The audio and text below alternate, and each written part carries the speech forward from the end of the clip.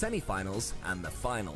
All matchups will be 2 legs with aggregate score with a tiebreaker in the form of a third game played as a golden goal. It all comes down to the final. The best 2 national teams will once again compete against each other in a double-legged matchup with aggregate score. If needed, there'll be a tiebreaker in the form of a third game played as a golden goal. The world champion will be crowned at the FIFA E World Cup 25 featuring eFootball console. Become part of history and tune in live from 10th of December to 13th of December 2025 on twitch.tv/FIFAE and find all results, news and live stream on FIFA.gg. Well, there you have it. That's how the next 4 days will look. But these are the nations competing. We have 12 nations this year, split into 2 groups of 6. 6 in A and 6 in B, and I don't even know where to look, boys, because there are so many big nations in each group, aren't there? I mean, I think every single team that you look at, I can't pick out too many weak links yet. No. Every single time I'm looking at a team, I'm like, okay, could they beat them? Yes, potentially. Are these going to have a good game? Absolutely. There's so many stacked teams in these group stages. Cole, do we have a group of death? Both of them? I know that's actually a non-answer, but as Chris was saying, I think there's strong teams across the board. Even teams that didn't perform too well last year have upgraded for various reasons as well. So any team you pick, there's a chance for them, which is huge for the people watching as well. If you're from one of these places, root for your team. They've got an opportunity. I should have really said Group B with Indonesia defending champions, but we can't even say that, Wes. Yeah, I mean, there's just so many teams to narrow in on, but yeah, the holders Indonesia are the one to beat. And this is the prize pool as well. $30,000 for our champions this 4 days as well. The runners-up, $18,000, so big money on the line, which is exactly what you'd expect for a world championship. So just keep your eyes on that and think, you know, if you're good enough, maybe you can be here next year as well. Well, today's schedule then, kicking off with our featured matchup at 11 o'clock. Italy taking on Thailand. It's absolutely massive, and then you can just set your alarms for any of those matchups that you want to see. If you're an Italian fan, well, you are in for a treat. Italy featuring our top 2 featured matchup, and then we've got the defending champions Indonesia in match 3 and 4, and we get to see Brazil runners-up against Turkey in our final matchup of the console this morning, or this afternoon, as it ticks over into as well. So loads of matches. They're all going to be played at the same time. Obviously, they're just the featured matchups as well. But if you want to go on FIFA.gg, you can watch every single matchup. So if your team isn't featured, not to worry, basically. Yeah, so many matchups. It's going to be hectic. I'm not actually sure how we're meant to keep across every single nation playing at the same time, but we will try. Okay, righty. So we've introduced you to our sofas here. Let's introduce you to our first caster pairing as well. We've got Harry Channon and Abdelaziz. How are you doing, guys? Hi, Rach. Hello. It's great to be here. Honestly, we're back in Riyadh, and who better to stand alongside me? 10 years ago, you won the World Championship back in Munich in this very competition, Abdelaziz. So I think it's only fitting that we have you with us here in Riyadh. First of all, good morning to you, Harry, and to the team at the studio, and everyone watching us behind the screen. Really, I am excited about today, and the feeling when I won the FIFA World Cup back in 2015 was absolutely the best feeling I could have ever had. But for now, the players, as you can see, everyone wants that trophy, and that's where the history will be made. Yeah, history will be made here, Rachel. I mean, 363 days ago, the lights dimmed here. We crowned Indonesia as our eFootball console champion back then. I wonder if you have a favorite here, Abdelaziz. That's the question. Kind of tricky. That's the question. To be honest, we have many good teams in this tournament so far, but yes, Indonesia will be the team to beat, along with Brazil. Okay. So if you ask me about favorite, maybe I'll go with Brazil, probably. Okay.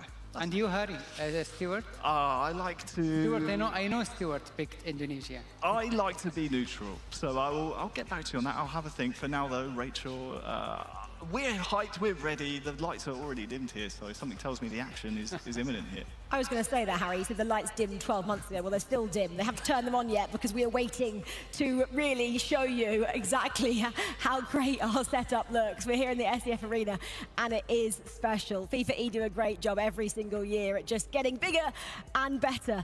And we're ready. I can hear we're ready. The lights are about to go up behind us, so let's get into things in terms of eFootball and console. Enjoy.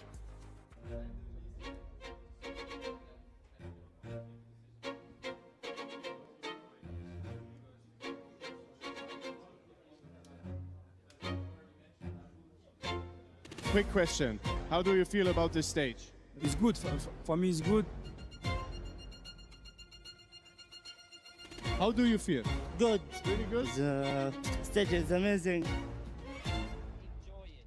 They didn't show us your best game that you have. Enjoy it.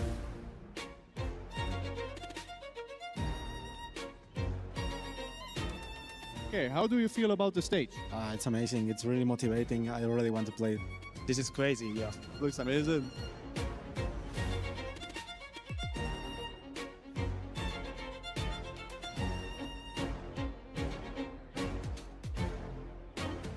Guys, this is different. When I enter, I feel like football, you know?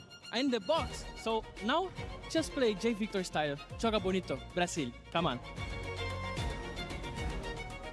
And how hyped are you to play here actually? We are ready. We are ready to win the competition. There's nothing that we can say. Like they are dreaming of it. So we are ready to go, and we are excited about it too.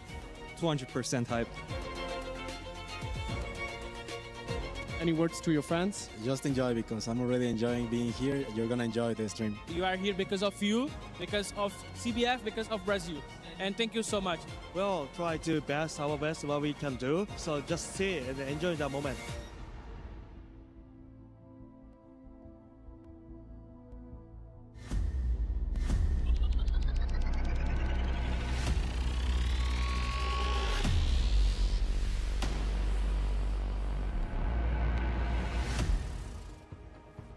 Welcome everybody to the FIFA E World Cup 2025 finals featuring eFootball on console.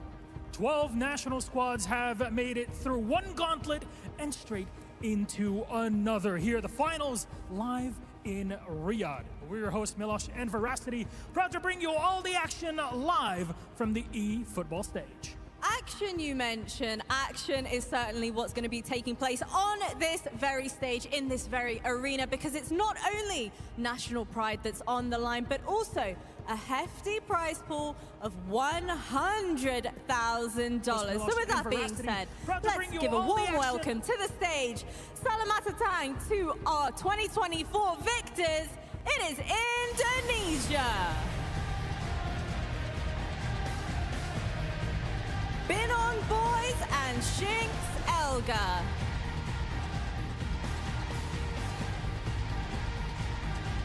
Bienvenido, Mexico! The Arsenal Style and Andre Pumas. Marhaba to Morocco! Represented by Azadine and Uni. Povitaime, Poland. Represented by Ostribuch and Zilo. Ahlan wa sahlan to Jordan. Saif Al-Haka and Mohammed Al-Sajali. Yukoso, Japan. Represented by X and Tess.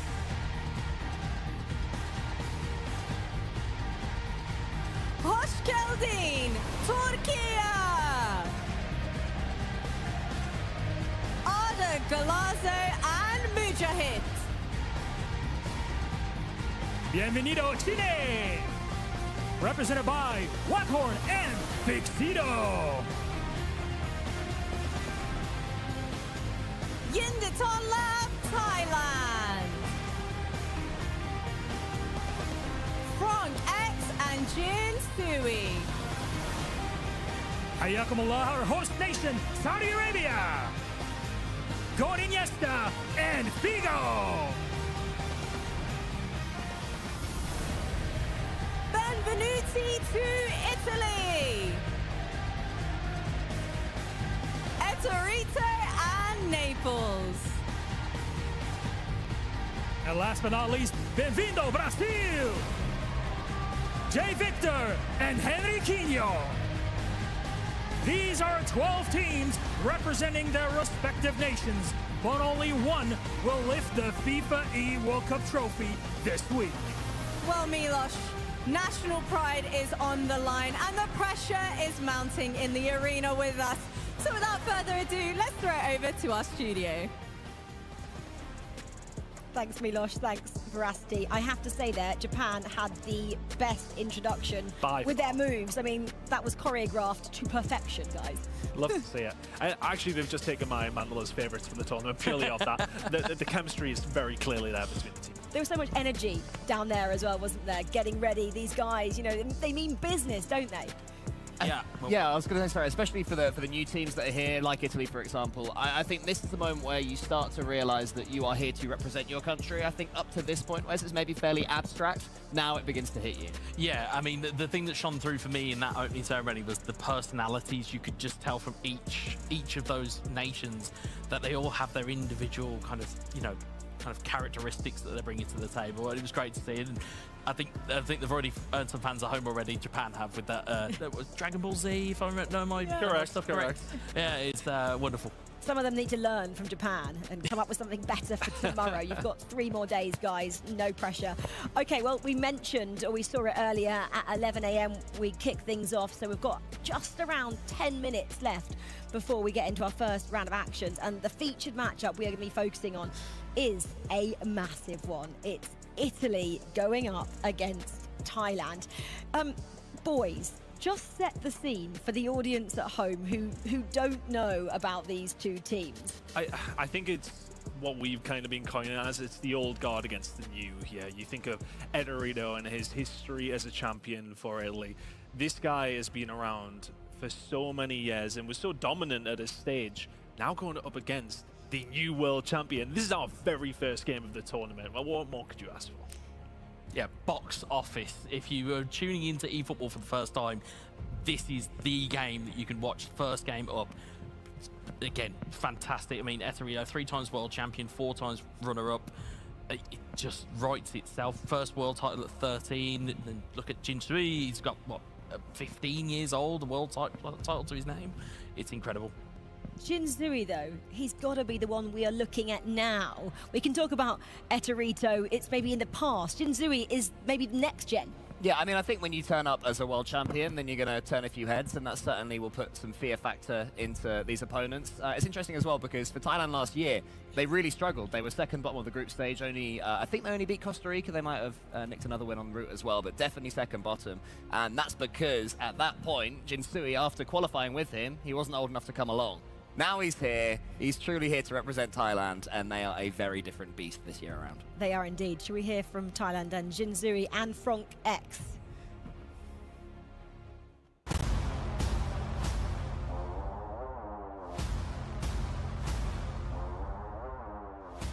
ก็รู้สึกดีใจที่ผ่านเข้ารอบมาที่ริยาดได้เพราะว่ามันยากมากที่จะมาที่ริยาดได้ครับก็รู้สึกดีใจที่สามารถพาทีมชาติไทยผ่านเข้ามารอบนี้ได้เพราะว่ามันยากมากที่จะเข้ามาถึงรอบนี้ได้และเป็นรอบไฟนอลด้วยอะไรอย่างเงี้ยครับ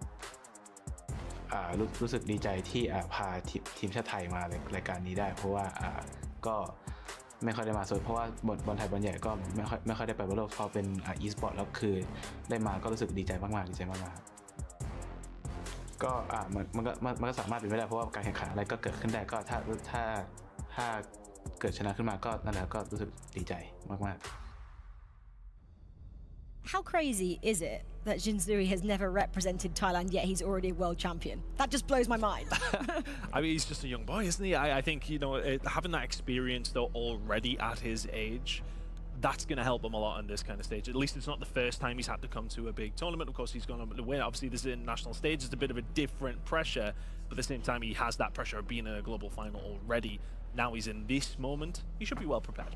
Cole, in terms of Team Thailand there, they both represent Buriram United. So they know each other. They already have that kind of cohesive nature. The Italian team don't have that. Can they lean on that a little bit? Yeah, I think that'll be a big help as well, because the solo game to the 2v2 game is such a big difference, and it's a huge question mark from some of these great individual players. Now they're playing in a 2v2 format, a different 2v2 format as well, with Dream Team as opposed to Authentic Team. Are they able to step up in the same way? So having that cohesion could be absolutely massive. I mean, what I would say is that Etorito has won a Duo World Championship before, but not with Naples. So yeah, it's a question of how those two mesh in the same way. And the coach, well, he's experienced within the team in terms of Team Thailand as well. He's actually the older brother of Frankex. Yeah, and it's lovely to see those wrinkles that happen within esports in terms of those stories that you see. You know, in terms of casting your across the rest of the tournament. Obviously, I know we're zooming on Thailand, but you've got the brothers that represent each other in Poland as well. So there's a real family feel of going, am I the best player in my house? I'm not sure. Like, I think they both are sure. Yeah, I think you've got to be sure you're the best. You know, both of them have to be to get to this level. They look like they're really setting up as well at the moment, Team Thailand. And I'm talking about setup because setup has been a big factor in this year's eFootball console and mobile. In terms of, we've had a draft this year, guys. So can you explain to everyone at home, if you can, the draft and the process of picking the in-game players for each nation? Yeah, I think I've finally wrapped my head around it. So phase one is you get to pick three. You get to pick 3 key players that are then selectable or duplicate or can be duplicated across other teams. You then have phase 2, which you then had a draft system where the guys were, I think it was like a group call where it was we can go and pick players from a pool. You pick your next 10 players, and then phase 3 is the rest of the pool. So you have that pool to work with, which the guys have now picked. So they've now rounded out their squads. They've picked their goalkeepers, all of that good stuff. It's only when it really gets into phase 4, which I'm sure we'll get into way later in the week, is where it gets really interesting. How are they selected to go first? Because obviously if you're the first nation to pick, you got the pick of the best players. Yeah, I mean, I think it would have been judged based on their performances in the qualification phase. So, say, for example, if you went undefeated or if you won 14 games as opposed to 13, the goal differences, all that kind of coefficient kind of works out in that manner. Who would have been your top picks, guys? Who did you have to have in your team? Cole, do you want to go first? Who would have been your must? Pick Messi would be nice, I think. In any game, in any style of football, I'd want the big Argentinian. So Messi out, you can't have him now, Ton. Okay, well that's absolutely fine because I was never going to go. Oh yeah. Oh yeah, where he's going. That's exactly where I'm going. Where some of the teams have went. No, we are going big Dan Burn. Physicality is a massive thing when it's come down to this year's meta, and what we've seen from the draft, a lot of teams going massively physical. Dan Burn is in somebody's lineup. I've seen him somewhere along those lines. He will appear at some point. And he definitely will appear. And I don't know if you've noticed, I am a Newcastle fan. Well, yeah, I was going to say, with a Newcastle fan, he's always going to go towards Dan Burn. But awfully biased. For me personally, Stansfield for you? It's no, not quite. No, I think with me, I kind of looked at the legends that they brought into the game, and for me personally, as a childhood favourite, Ronaldinho, just fun incorporated on a football field, and within eFootball, he's one of the most dangerous players to have in your arsenal, and I know that there's a couple of teams that have got him. A varied selection. I like that you weren't all going to go for the same one as well, because you're not allowed to do that in terms of the draft. We heard earlier that the casters were giving their early predictions for the entire tournament. So with that in mind, I think we've got a few of yours as well, just to throw up and show everybody who you guys are going for. I don't know what you've gone for, so let's see.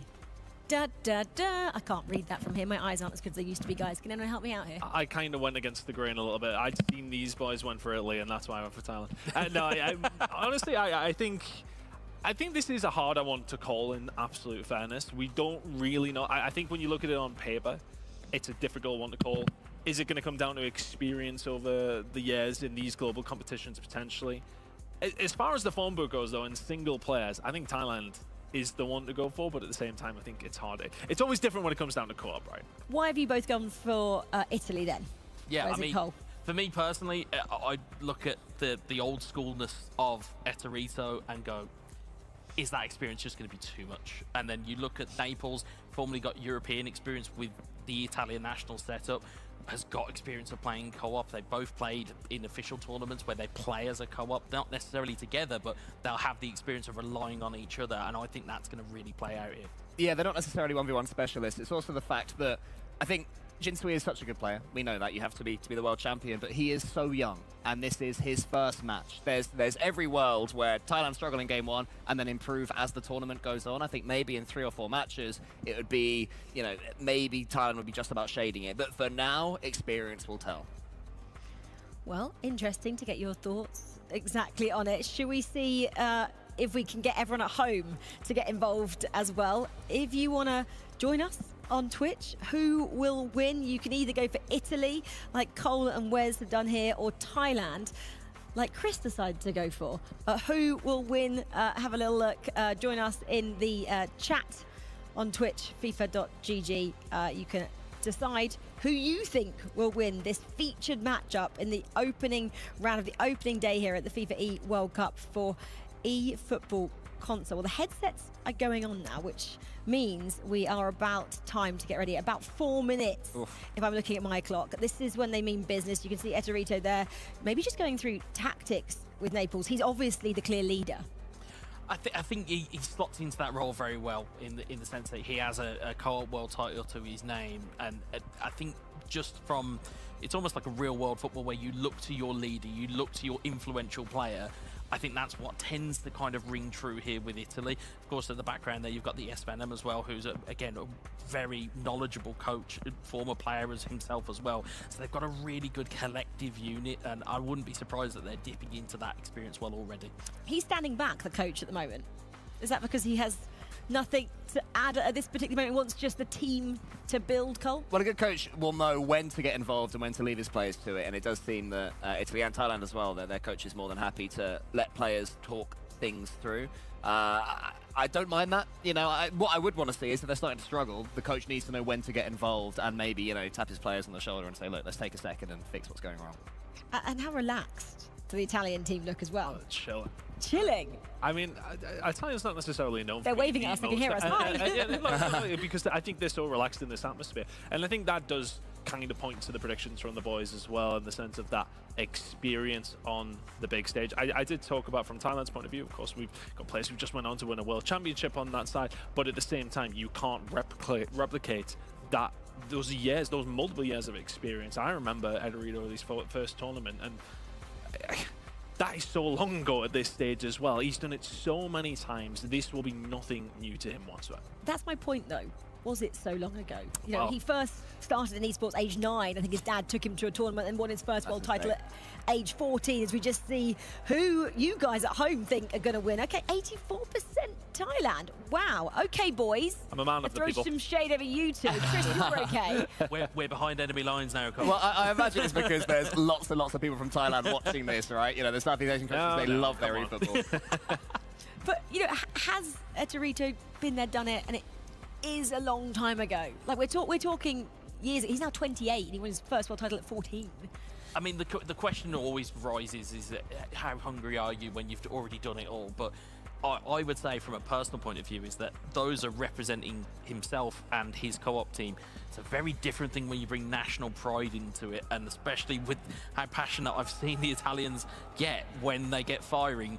They are a dangerous proposition. I think that's why you find Eterito and Naples and Venom here, is because that fire still burns within them. The fire will still burn as well, because he is playing the new world champion. He's not going to want to be considered washed up. He's not going to want to be considered, you know, yesterday's news. And being able to make a statement here against him will be massive. Yeah, it's an extra step of a challenge, right? You sort of say, oh, right, you're the new kid on the block. Yeah, exactly. Let me show you exactly what a world champion looks like. And Eterito, who did compete in those world championships as well, got to the semi-final stage. So maybe that was a good showing for him coming here. Wes, what would you say in terms of that performance? I think it shows that the level is still there for him. You know, the question will always be is that can he still be that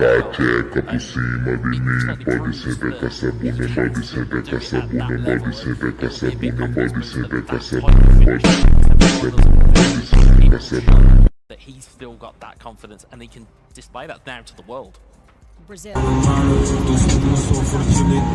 year looking a little bit stressed out there, the team, just sat there, Jay Victor and Henriquinho, just maybe having a few thoughts of their own. Now, I was told that one of the Brazilian players, can't remember which, was going to have a R9 haircut, but I cannot see that. So that you lie to me. No. That would be Juninho, the current reigning mobile world champion. Oh, that's a mobile player. Oh, okay. Spoiled the surprise.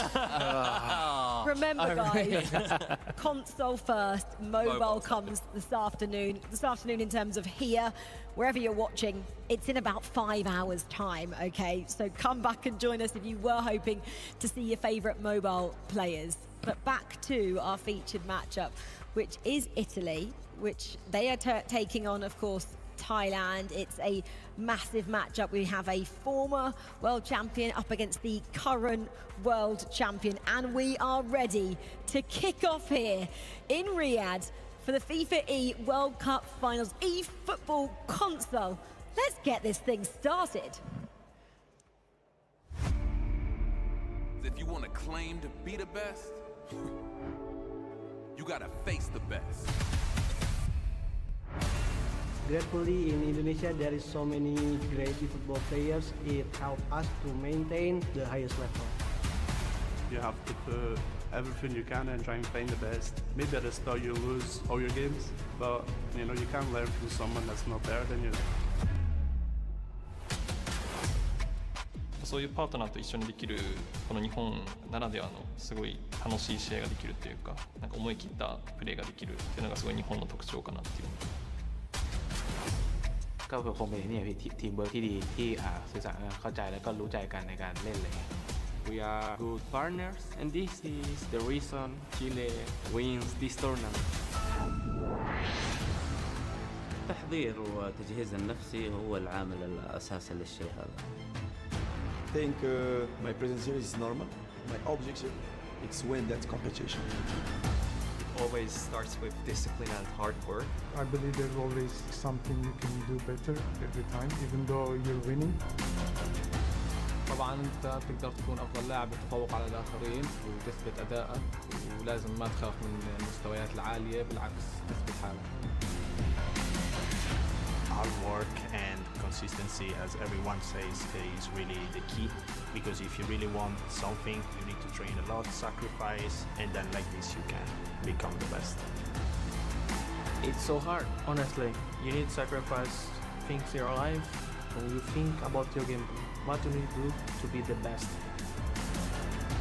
There's no shortcut to it, just hard work. There have been many sacrifices, but I could do it all over again.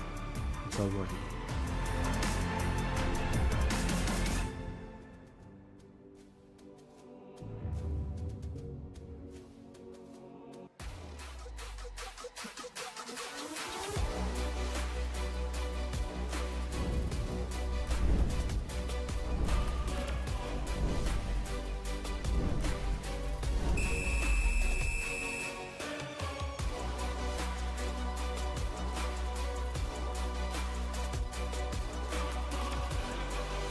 Well, 363 days ago, we were right here in the Kingdom of Saudi Arabia. Almost a year later, we are back. Who will win the crown this time? Will Southeast Asia steal the show once again? Or perhaps the crown will go somewhere else? My name is Harry Chan, and thank you so much for joining us. It's my pleasure to introduce you to my co-commentator for match number 1. It's Abdulaziz, the 2015 world champion of this very competition. Abdulaziz, fantastic to have you here. We have Italy ready to take on Thailand. Which way do you see it, my friend? Oh yes, what a game we have in our hands. Italy that has probably multiple world champion, which is El Torito. And we have also Thailand, where they have, let's say, a very talented player. But we are talking about 2 versus 2 here. It is not 1 against 1 anymore. It's 2 versus 2. It's a combination of 2 players. It's really difficult match. Well, it is indeed. And it looks like Italy here starting really well. Oh! Torito takes the first strike. He'll win his team a corner. That was really nice fake shot at the edge of the box. And he tried to put it, let's say, on the far post, but that was a very good save from the goalkeeper. Yeah, a much needed one indeed. It's one thing I love about this competition is we get to see the heart rate monitors as well. So oh my God. You see Esterito there, bottom left, 134. He saw that chance to score the first goal of this competition. Yeah. Corner though for Italy, punched away. Second chance perhaps on the way soon for the Azzurri. Of course, didn't feature last year. They'll be chomping at the bit to try and make something happen. What a force they've got with them, of course. Yeah, as we can see, yeah, we have 6 minutes passed already. Italy is like controlling the game, creating more chances, trying to take full advantage. Or, I mean, to be honest, we didn't see much of Thailand at the moment. Yeah, it's been defensive work, the name of the game. Elsewhere, we have an early goal. It's Turkey taking on Saudi Arabia and the host nation behind early on. So Turkey continuing where they left off last year. Oh, yes. I mean, that was very nice goal, you know. Khulit and then through. Very good finish. Very nice start from Turkey. But yeah, it is still too early. I think there is another goal also from Jordan, probably. Well, we'll keep an eye on around the grounds for now. Thailand are venturing forward for their first of the game. That one, though, flagged for offside. Here is that goal you were talking about, Abdulaziz. Oh my God, Jordan is leading 1-0 against the favorite team, Indonesia. That is a very, very big shock there. I think that was Virgil van Dijk up from the corner that finished that goal there. Yes. But, you know, as we said earlier, it doesn't matter if you are the current world champion or you have won multiple champions, World Cup champions. You are here, you need to prove that. And that shows the level is very close. Well, Italy venturing forward here. It's Naples here with a chance, blocked at the first time of asking by Thailand. It will come right back at them, though. The Azzurri trying to turn the screw here in the opening 20. But elsewhere, there has been a goal between Morocco and Mexico. This the second of the game, an equaliser by Morocco. Wow. So it's all action here. Oh my God, goals, you know, coming in. And oh, Mario, nice goal. You know, as far as we see at the moment, especially on this game, Italy took full advantage and they tried. Yeah, and they are creating more chances, but sometimes if you do not score, you will definitely concede. Well, here's the replay. First real chance of the game by Thailand. That had the heart rate spiking on the blue side of the stage. The players locked into their pods down on the arena floor for the next 3 rounds. Approaching the first 25 minutes of the game. Thailand corner, headed into danger and dealt with, I believe, by Italy. And now have a chance now to venture forward themselves. Yes, as we can see at the moment, we are talking about 2 different teams with 2 different play style. Indonesia or Thailand came from Asia, and Italy, the, let's say, European classic style, where they try to keep the ball and create chances either from the wing or from the middle. I can tell you there's been a goal elsewhere. They had a miserable time last year, but the Blue Samurai of Japan have struck here. It's Figo, I believe, who tucks this one home to score first. So Japan on the board here in the first round of matches. Oh yes, I mean, who expected that Jordan will lead against Indonesia? And now also we see that Saudi Arabia is also losing against Turkey. And yeah, it's pretty close here, huh? Yeah, that chance almost for Thailand, but for the referee's assistant holding the flag up. So the first half still 0-0 between Italy and Thailand. The battle of 2 world champions cannot be split so far. Oh yeah, I think we have a goal here. Well, here's the goal you're talking about. It's bullet 2-0 in, and that makes it 2, I believe. Oh yes. So 2-0 to Jordan. Oh my God, Jordan! I mean, they come here for business, you know. Oh, that's a nice goal. Very nice goal. against the nation that won it handedly last year. You know something, always the first game is like the hardest game. If you do not win, if you do not play well, sometimes it will affect, let's say, the other games. And I think that's what's exactly happening with Indonesia at the moment. Oh, chance for Thailand to trouble the Italian defence, but, well, looking elsewhere, it seems that Indonesia, and it seems so strange to say this, they're the nation that have to stop the rot earlier on in game one. Exactly. But late on in the first half, Thailand corner on the far side. The Italians famous for their defence. Can they produce a defensive performance here? They'll need to at the latter stages of the first half. And that one cleared out of danger, out for a goal kick.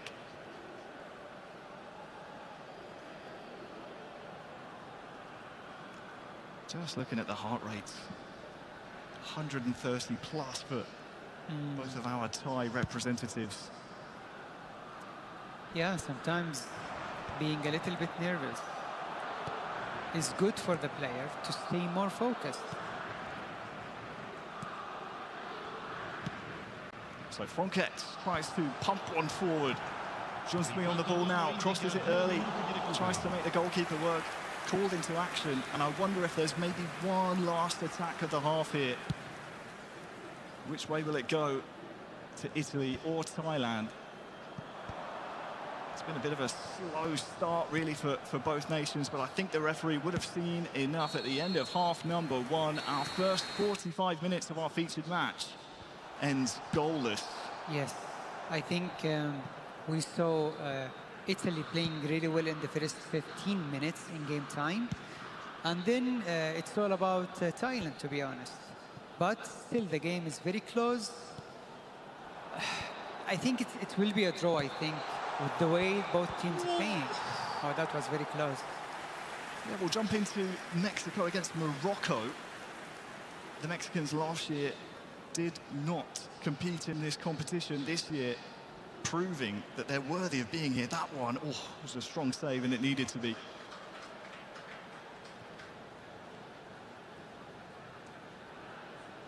So we'll just follow this one through to half-time.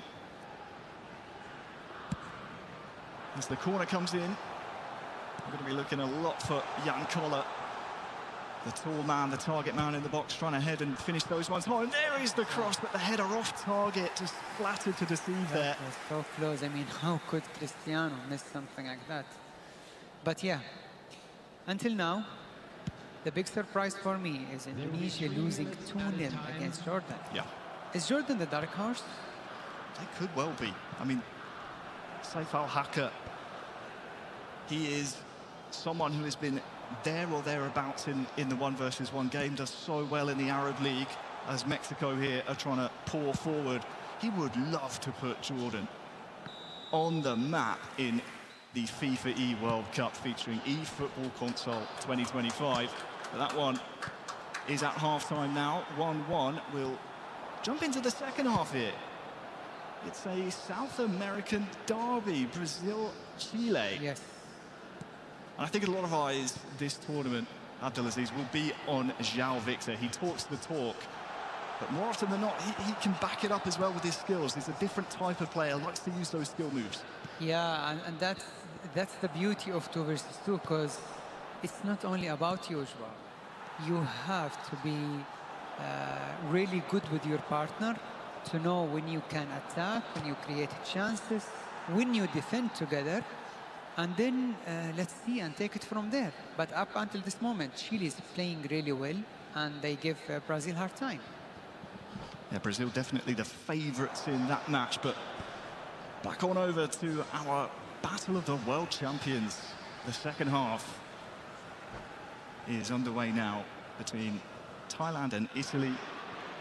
They're going to tweak some things, so let's go and see how Japan and Poland are doing. Obviously, we saw Japan get that earlier goal. Poland will be disappointed with how that went down, but Japan last year, they really never got going. They made it so Hozir Steam'ga ketayotgan ekan bolalar, paka versiya bor.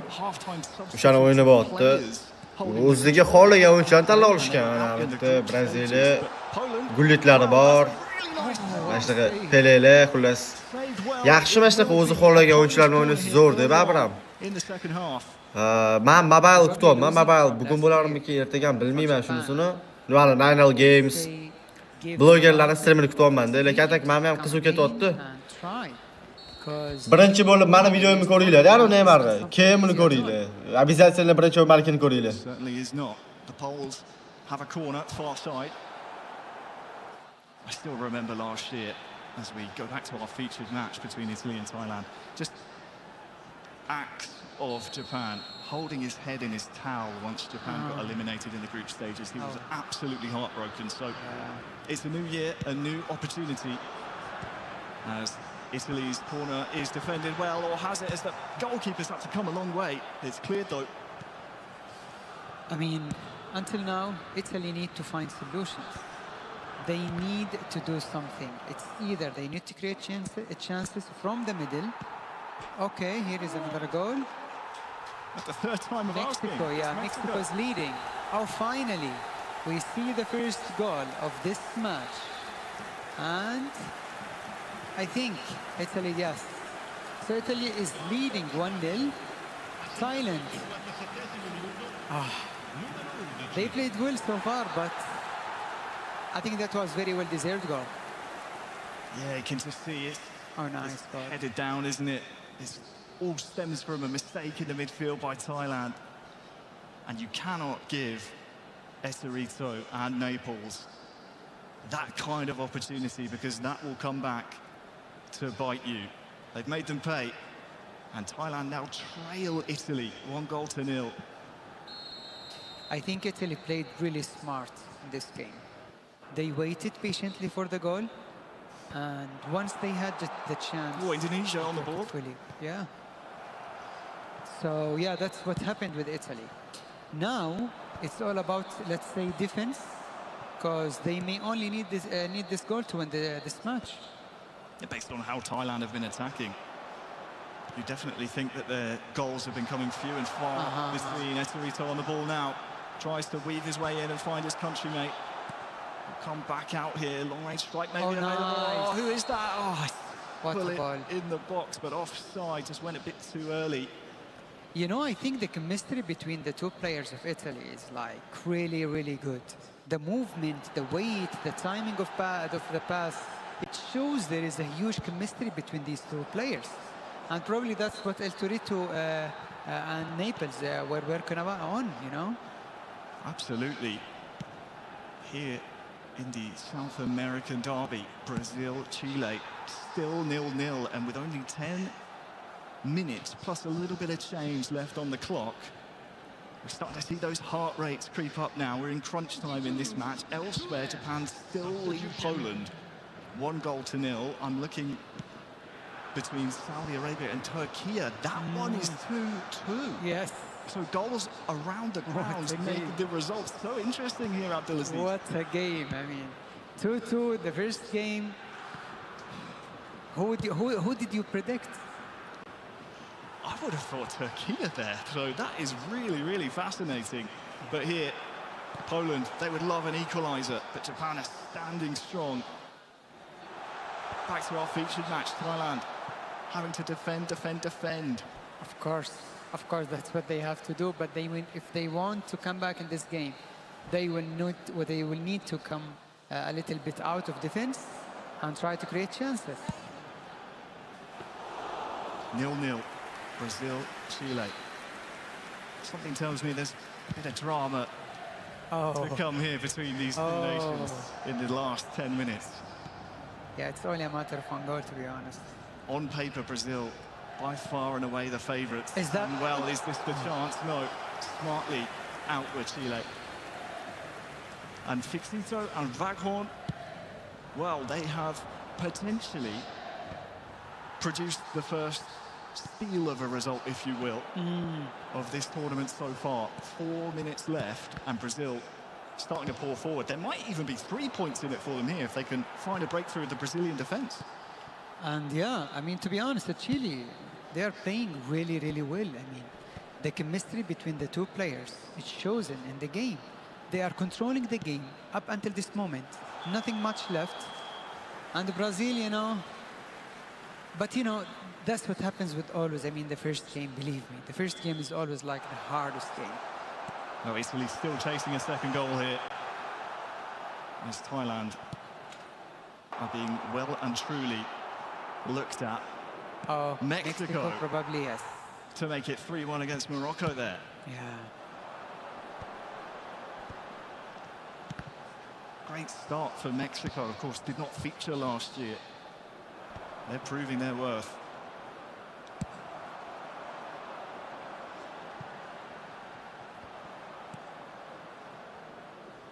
So 20 in-game minutes remain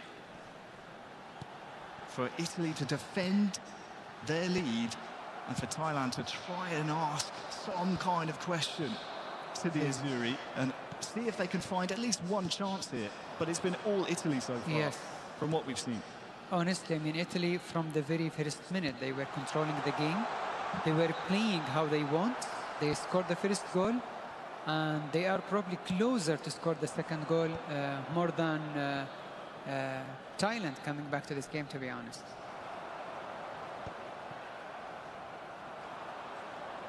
Well, here is Hullet for Italy. One of their phase 1 players, their key players. They chose one of the first 3 players on the team sheet for them. Yeah, CR7, Van Dijk and Gullit for Italy. The tactic seems to be working so far. The draft seems to fit their play style. At least that's what we're seeing so far against one of their toughest opponents here in the group, in Group A.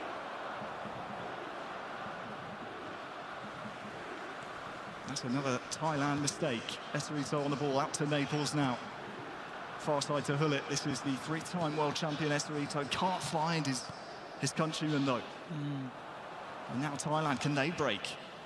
Nice, Hullet still there. What can the world champion of this year do? Nice ball roll, stunning strike as well. But blocked, and Italy survive. Still almost 7 in-game minutes time left. Thailand, they will need to change something because it seems the current formation and tactic is not really working. Otherwise, I think Italy will, let's say, seal the deal in this game. That's a really nice chance though for Thailand. Forces the save from Italy. Yes, that's what they need to do. They will need to be a little bit more creative. Go to the mid, to the wing, try to find gaps, and strike from there. It's that epic Christian Vieri chosen in phase 2 by Thailand with the best chance of the game for them so far. Well, reigning champions Indonesia in their first match are staring down the barrel of defeat, but here's a really nice chance. Here's Elga, crosses it through! Oh, wow. They came back. What a time to jump to this match. Rizky Faidan, the man on your screen, equalises with time left on the clock. And Jordan, they'll be kicking themselves. 2-0 up, it's now 2-2. I mean, you cannot throw 2-0 lead away easily that way. But it shows how good Indonesia are. Because to come back against not an easy team like Jordan, and probably they can also add another goal to win this game, you know? Well, we'll keep an eye on that one. Indonesia back on level terms. Doubt them at your peril. I just wonder if we've really seen enough from Thailand so far in this game to see an equaliser from them here. There's been 1, maybe 2 good chances. Something tells me Italy have that defensive mentality to survive here.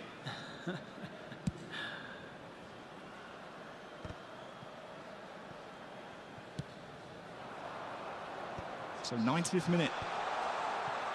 Cleared by Eserito. Italy have possession. It's so tough to get the ball back, isn't it? Of course it is. And I think... Oh, okay. I think there is one more chance probably. The Italian shirts are just diving in. They're putting their bodies on the line here at the FIFA E World Cup 2025 with Italy in possession of the football. And we're in the 4th of 4 minutes added on. This is the last chance here for Thailand. Surely not. It's John Swee trying to cross it through, but it's cleared by Italy, and Italy win 1-0. The battle of the world champions will go to the veteran on your screen, the Azzurri, with a big 3 points to kick off their FIFA E World Cup 2025 campaign. Yeah, what a win. I mean, honestly, Italy played really, really well in this game. They controlled the game from the very first minute until the last second. They scored the goal they needed, where they won the match with. And honestly, we didn't see much from Thailand, but they still have plenty of games. They can definitely come back. Well, what a fantastic 3 points for that man. You can see him preparing, just taking a look around the grounds. The last dregs of matches in heat number 1 is now well and truly in the books. Yes. The 16-year-old world champion defeated in his first match on national duty. That one will definitely sting. But on the hearing, Milos is down on the floor with the 3-time world champion securing. Assalomu assalom, xudo'niki yaxshimisiz? Bo'ldi, hozir 9 games qotgan ekan. Mana uni konsolni qotgan ekan. O'zim esda 2-3 soatdan keyin mobile boshlanadi deb o'shangacha ko'rib o'tiribman endi. What was so difficult to break through their defense, and how did you break the Thai defense? Yeah, at the beginning we knew that it was hard to break their own defense because they are really strong there. At the beginning we had two chances to score with Romario. I don't remember the other one, but then we just continued to push in offensive way. And I say to my teammates, just stay calm. It will arrive the goal after one time, just one shoot, we score, and then we just relax and wait to just don't lead the goal, you know. And it really continued well until the end. Now, next up, you guys get to play against Brazil, and they ended up tying 9 games bola quad stream. Kommentga kirib Mr. Pester deb yozib tashlaylar. Qani o'qirmikan? In reality, nothing. We know that. Polni Mr. Pester deb O'zbekiston bayrog'ini tashlaylar. O'qirmikan, a? Davay. We have just to Stream sniperlik qilaylik. To do our games and try to win these other 3 points for continue our leading. There you go. Thank you very much, Etorito. That is it from Etorito and the Azzurri. Back to the studio. Thanks so much, Milos. Yeah, what a way to kick things off there. Italy, congratulations to them.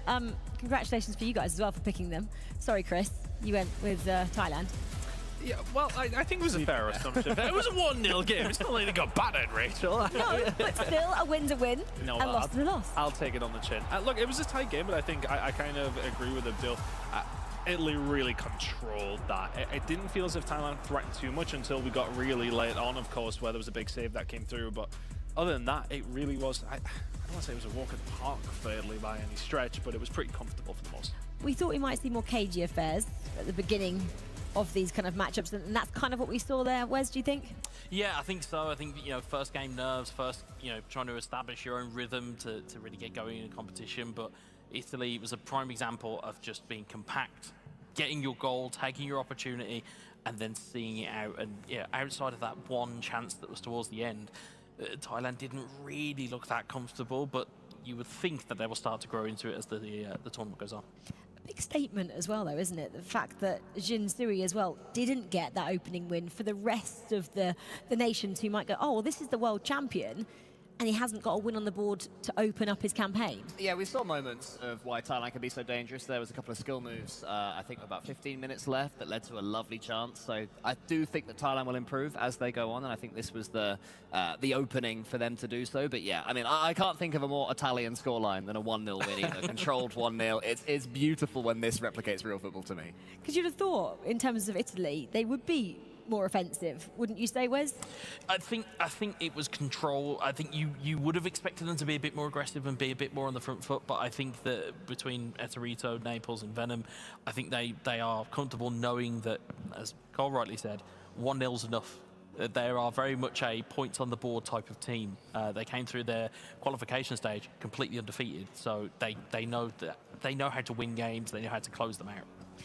Can they move up a notch? You know, can they change gears? Is this very much gear 1 and they can go all the way to 5 or 6, Chris? I think all teams probably can, I would say. Look, we know that it's going to be KGFS. I'm sure we're going to talk about some of the other results. There were some surprises there as well. So, yeah, I think a lot of the teams here will start to find a different gear. It's game number 1 of this. İşler qalay.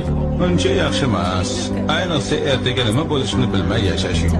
Shunday ishlar uncha yaxshi emas. Match, so the warm-up has to be the entire thing, as opposed to game 1 in a best of 5 or best of 3 or whatever. So it's tough for Thailand, but I think even losing it, the fact that they were competitive is something they can take into the next game. Well, we have something new as well for you guys this year. We are going to have a deep dive into the heart rates of the competitors every single matchup, and we can see if they're in zone 1 and they're in the warm-up, they're controlled, or if they're up into zone 5 and they're really going full throttle. I don't know how they were. We could see a little bit glimpses of it during that matchup, but let's see exactly how the players were feeling out there, starting with Naples. This is his first game. It fluctuates quite a lot there, boys, doesn't it? I mean, what does it max out on? I've actually got to get out my chair for this one to try and see. 152 is the max. 166 is the top line, but it maxed out 152. Yeah, which is That's not that bad. But you can kind of see, at least from my eye, looking at the perspective. 3-4. Yeah, I mean, but looking at it, it's start of the game, nerves getting into the start of it. Then you've got the middle where it peters out a little bit. Then the goal goes in, it spikes up again, and then trying to close it out, you can see the heart rate just spikes up at the end. Very different, actually, Ice. compared to his teammates. Look at that. That's about he's done it all. He's down to 80. He's down to like 70. Is he awake? Did he fall asleep during the game?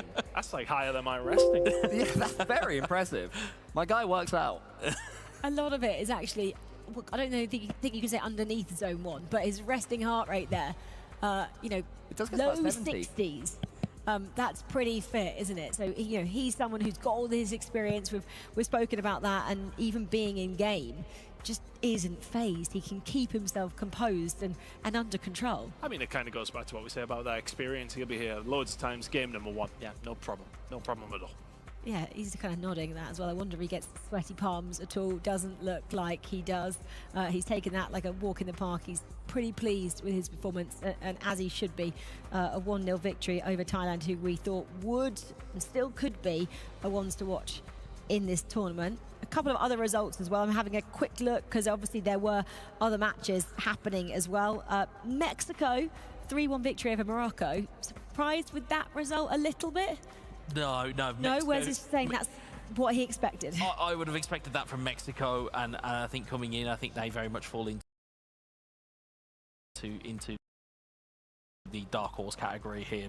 Mexico really want to keep your eye on. Maybe the one we didn't potentially expect was Jordan against Indonesia. A 2-2 draw in the end. Yeah, there's two ways to look at that. So Jordan were 2-0 up, and that is obviously a huge upset against our overwhelming favourite, not overwhelming favourites, but big favourites in Indonesia, the previous winners as well. But the other angle is that Indonesia did come back. They did keep fighting. They shook off an awkward start and got themselves a point, which, you know, would you take the positive or the negative from that? You got to take the positives, right? I think you've got to take a positive because it's very rare that you see Indonesia in that position. You don't see them 2-0 down very early into a game, and they're kind of, you know, they probably found a little bit of themselves that they didn't realise they had in that tenacity and the kind of the character to bring it back.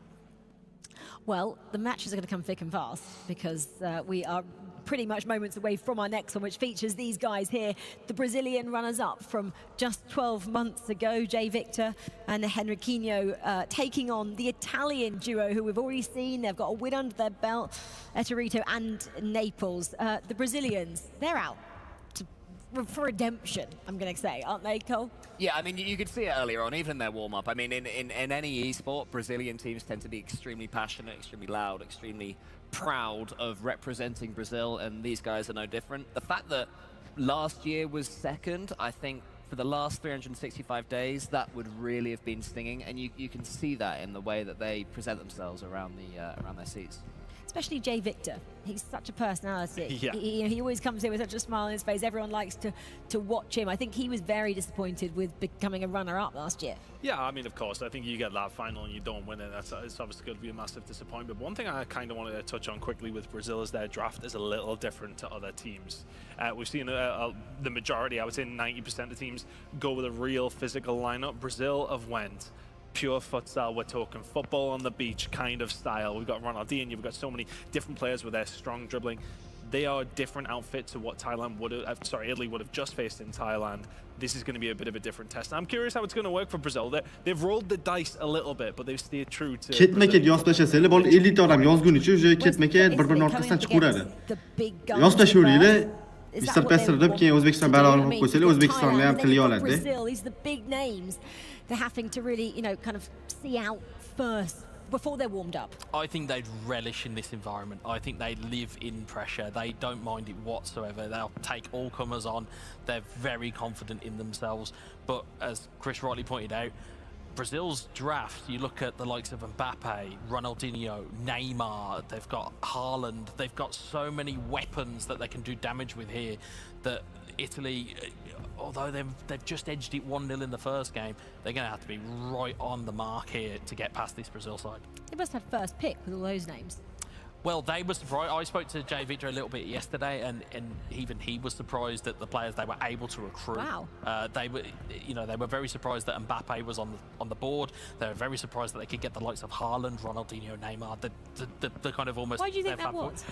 Because it's kind of stylistically, players leaning towards the physicality, as Chris said, is that historically within eFootball, physicality's been the big part of this. But for Jay Victor, for Henriquinho, their philosophy is, no, we're here to play our game. We like to dribble, we like to have the ball, we like to have skill moves, we like to cause mayhem and chaos, and that's what they like to do. So this should be fireworks. Okay, well, fireworks indeed. Well, it's Team Italy taking on Brazil. They're sat next to each other as well. That's going to be pretty spicy. Before we get into this, should we hear a little bit more from Team Italy?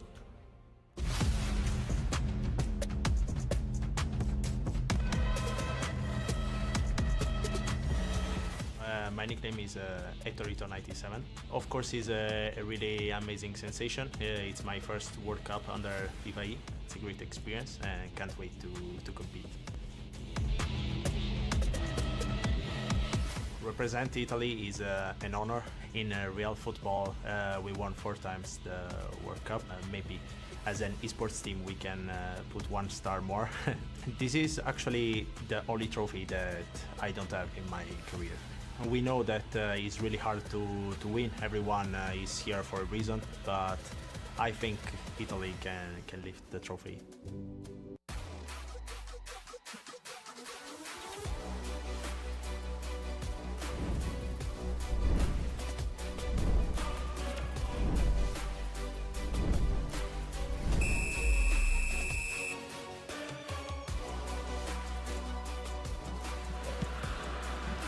Welcome to our second feature game here at FIFA E eFootball 2025.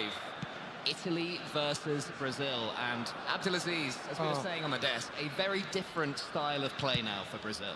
Yeah, but first I'm happy to have you here. Yes, it's lovely to be here. I've moved rooms. I've quick hopped about 20 meters, and now here I am, and already there's a chance for Brazil. And yeah, this is what I'm looking forward to seeing. You are welcome, brother. So, we have a very tough game now. As we saw earlier in the first round, Italy won the first game, let's say in a very convincing way. Caqueca por cima de mim, pode ser caçabune, pode ser caçabune, pode ser caçabune, pode ser caçabune, I think at this level, no one is going to find it easy. And Brazil, even though they're sort of in that conversation for potential victors here, they are no different. Of course, as well as our feature game, there are plenty of other matches going along, and Mexico have taken the lead early doors against Poland. Oh yeah, that's very nice goal, you know, when you have a taller player like Jan Kuller, where he can win every air battle, you know, that will make things very easy for your players. Well, Italy come into this one off the back of a nervy victory over Thailand, but still an impressive one. Any win against those guys is a good one, but this is a great chance to counter for Italy nearly there. Great defending from Brazil in the end. Yes, this game is very, let's say, both of the players, you know, have won multiple world champions. Italy, you know, we have Il Torito, where he won many world championships. And of course, for Brazil, we have João, who also won the World Cup. So let's say the battle of the champions, as we say here. And also, it is not an easy game. This is really nice ball. Oh, what a goal. Brazil living up to their name. You can see why this squad is so respected. Henriquinho in the team this year as well. Wasn't here last year and Brazil finished second. Drafted in. Oh, that's really nice. I mean, attacking from the mid and trying to find the gap. Even El Torito doesn't know what happened there, but that was really, really nice goal. Patient, chemistry, and the score, yeah, finding the gap between the defense. Yeah, and lovely pass. Very nice finish, yeah. Fantastic touch. It was that touch right here that just takes them away from the Italian defense. And then who else but Ronaldinho? Oh, what a goal. Always playing with that smile on his face. Probably Brazil now, let's say, found the moment, you know, where they can at least shine and show their quality. As we can see here, is that Thailand taking the lead against Saudi, no? Oh, yes. Yes. So Thailand scored their first goal of the competition after being eased to a loss in the last game. In our feature game, there is a substitution, so we'll jump temporarily to Jordan versus Japan. Jordan, who had such a good start against Indonesia. They penned back, but lots of positives for them to take from going 2-0 up against Indonesia. Exactly. I mean, they started the game very well. They scored the first, they scored the second goal. But, you know, Indonesia, still Indonesia. They are the world champions. And, of course, they came back from a defeat against Georgia like that. It shows a very good mentality and top players. I think those are the sort of stories that develop while we're here. You know, you can have all this experience and all these accolades, but once you are in this room representing your country, you don't know how you're going to deal with setbacks. You don't know how you're going to deal with the extra pressure.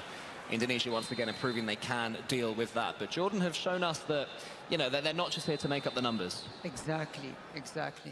And also facing Japan, I mean, one of the very best teams in the tournament. It shows, believe me, if they get something from this game, probably we'll see them in the knockout. Well, here we have Indonesia versus Morocco. Indonesia, well, they'll be pleased enough to have stolen the point from the last game. Will not want to go too behind once more. That will really start to lead to some question marks. Of course, we're not doing the rotation system this time around, so the two players that you see will be the two players that are playing, barring any technical issues or anything like that. So you really have to stand tall, and that is what Italy are trying to do here. They have some control in the Brazilian box, back in our feature game. Back a passing opportunity is nearly into the mix. It was well defended in the end, but an Italian corner, and they can be strong from these. Of course, the pieces, I mean, they can definitely get something out of it, but they will need to play it and time it to the right player, so can either head it directly to the goal or maybe pass it. Ball comes into the centre. It's a short one, perhaps too short, not the best corner in the world, but the ball is put back straight into the centre. Brazil clear eventually. And I'm just looking at Etorito's heart rate. We saw in the last, in the desk, that it was really low, but this is about as high as it's been. Oh yes, but this one is like 163. Yes. This is probably like the highest we have in the tournament so far. Oh, nearly a chance. The second one is surely going to go in. It's off the post. Italy made some changes and they've earned their equaliser. What a goal. Italy worked so hard for this goal, tried many ways, and they got what they deserve. 1-1, game on. That was the turn again. The defender completely left going the wrong way.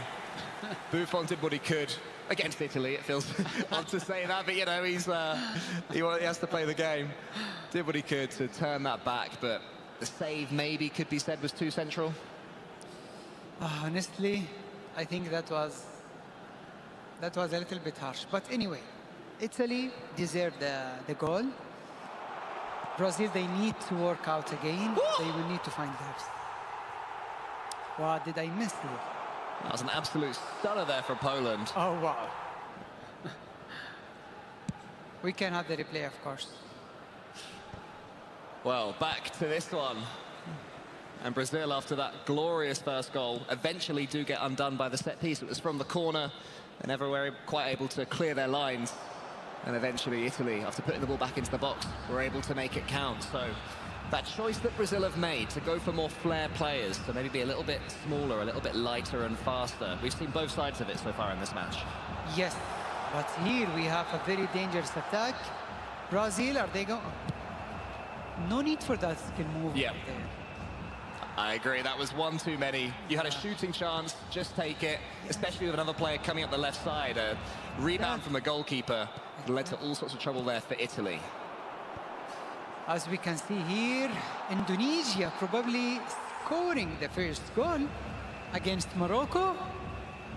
We probably may see the first win for Indonesia in this tournament.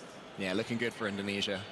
And as it goes on, as they're trying to break into the players, on that point, they will be valuable. Anyway, here's Brazil, good knockdown. Oh, this is the goal classic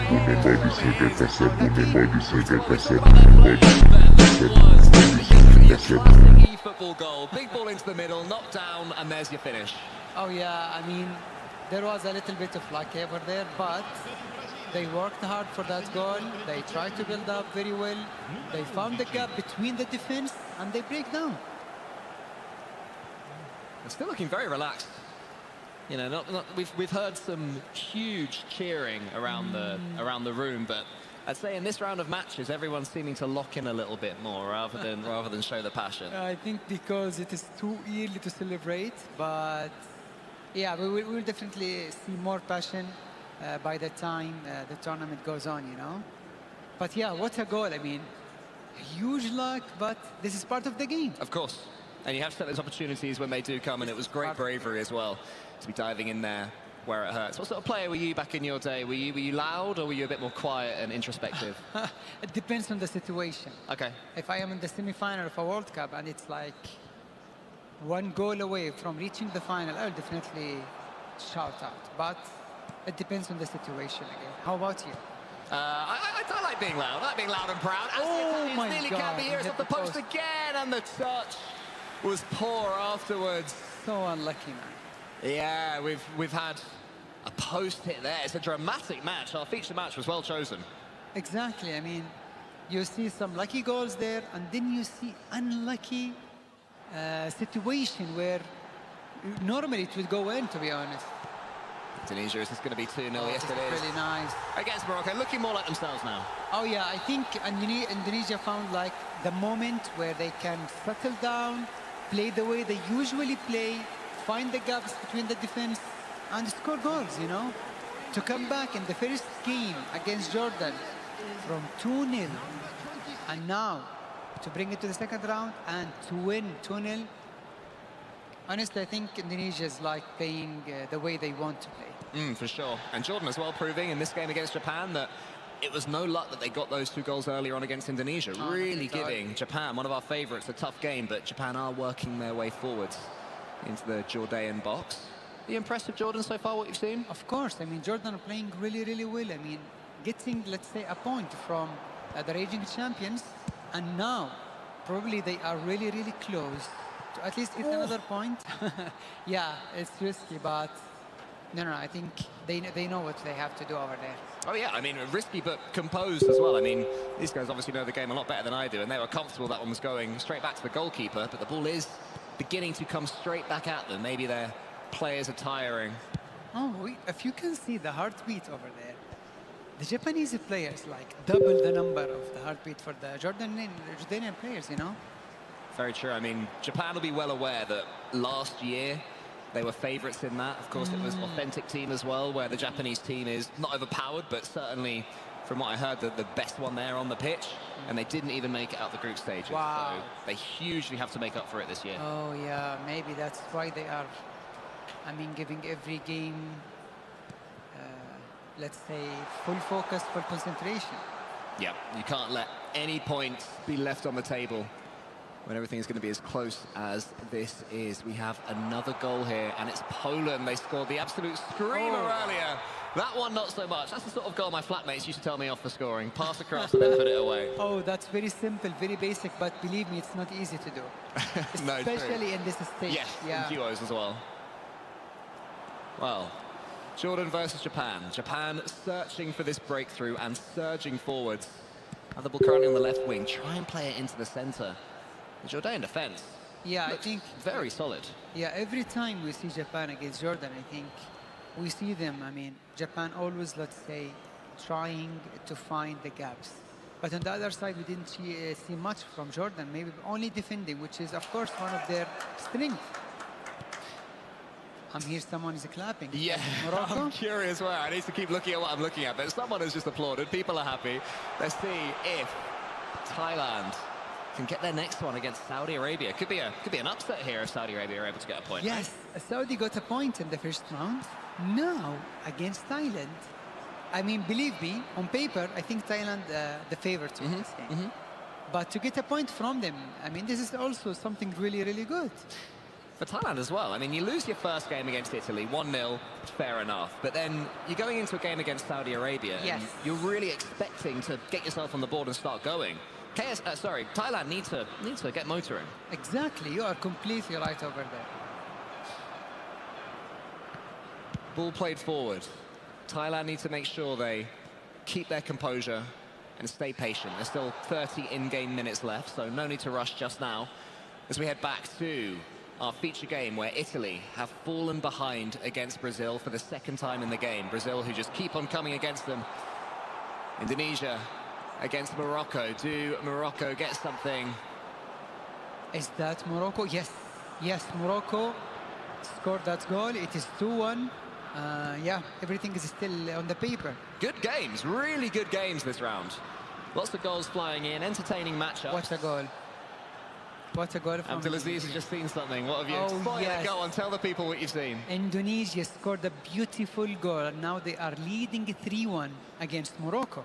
Oh, well, there you go. So Morocco not quite back into it just yet. Still 2 goals to come through. But anyway, here's Brazil, showing the flair, showing the skills, probing around the Italian box, searching for that third goal. Italy clear long. Yeah. You know, Italy have 3 points already. Even losing against Brazil, it's completely fine. Because Brazil here, they need the win more than Italy. As we see, this is the goal, beautiful goal. I mean, they worked hard. They worked so hard on this goal. They went through the wing, across to Roberto Carlos, and then a finish in a very stylish way. Brazil have 25 in-game minutes left to hold on or even increase their lead for a big 3 points against Italy. They have the ball currently on the left wing, but it is tackled, and this is where Italy look dangerous, tackling Brazil when they try these skills and then counter-attacking, but they have to time the pass right. They have to get rid of the ball as well. That, again, looked pretty nervy for a second. Yeah, because if you made a mistake over there, it's over, you know? Nice. Very nice skill move from Ronaldinho to Schneider. Schneider. Romario is that? Oh! He moved the keeper wrongly also, but what a save. Fair enough. Yeah, he read the shot coming in. I think the shot could have gone onto the other side of the goal, but yeah, you have to say fair enough there. If the keeper has a chance like that against him and he gets anything on it, especially a strong fist that he got, oh, nice. Well done, but that is a big dive in there. Italy are through the lines. Into the centre circle. It's a weak next pass, though. Italy's passing just does not look quite up to their usual high standards at the moment. Yes, I mean, you cannot miss those passes, especially in the mid. Is that Chile leading 2-0? Yes. Yes, so 2-0 there to Chile. Oh, Certainly yeah. feeling a little bit better. 14 in game left on the left wing. Italy looking for that pass. They've already come back once. Can they do it again? This is the opportunity they were looking for. Big ball onto the top, headed in. But once again, beaten away by the Brazilians. It's better play, though. They're winning these first balls. They've got the second. A shooting chance, maybe. Does he shoot or pass? A skill against the Brazilians. There's the shot, but it's just wide. Very nice. I mean, he's very brave, you know. He took his time. He dribbled the player. And he waited for the shot, you know, and for the angle to show up, I would say. But yeah, that was really nice. And that was Etorito as well, using the experience to keep hold of the ball. Exactly. He's a world champion, you know. Done it all. You can always tell in these sorts of events when someone has been there, done that. They just seem to have more time on the pitch, but his team is losing. Chile are having a much better time with it, almost through again against Turkey. Turkey still have time to come back, but need to get moving if they are going to. And a good match again between Mexico and Poland. Goals flying in everywhere. 3 goals in this one, and is this going to be the 4th? Oh, beautiful, man. Oh, another goal here. Okay, 2-1. Turkey can do something here. It is still plenty of time left. Looking relaxed as well. Looking like they're ready for these last few minutes to really assault their Chilean opponent. It's a big block there in the centre. Good read. One-touch passing. Ball over the top. That is a lovely run as well. And then taking the time to take the touch on the chest instead of headering, is that a scary thing to do when you've got that much pressure on you? Oh, to be honest, I mean, that shows the composure that these kind of players have. And also he put it, let's say, in the far post. Very, very nice goal. And 2-1, you know, still plenty of time left. Italy get the free kick, and this is a real opportunity. Load that box up and get the ball into the centre. What are you thinking? Do you back Italy? Do you like the way they're playing this? Believe me, it is so hard to come back, but there is still a chance for Italy to at least score 1 more goal. For me, I think Brazil will win this game. I don't know. I could be wrong.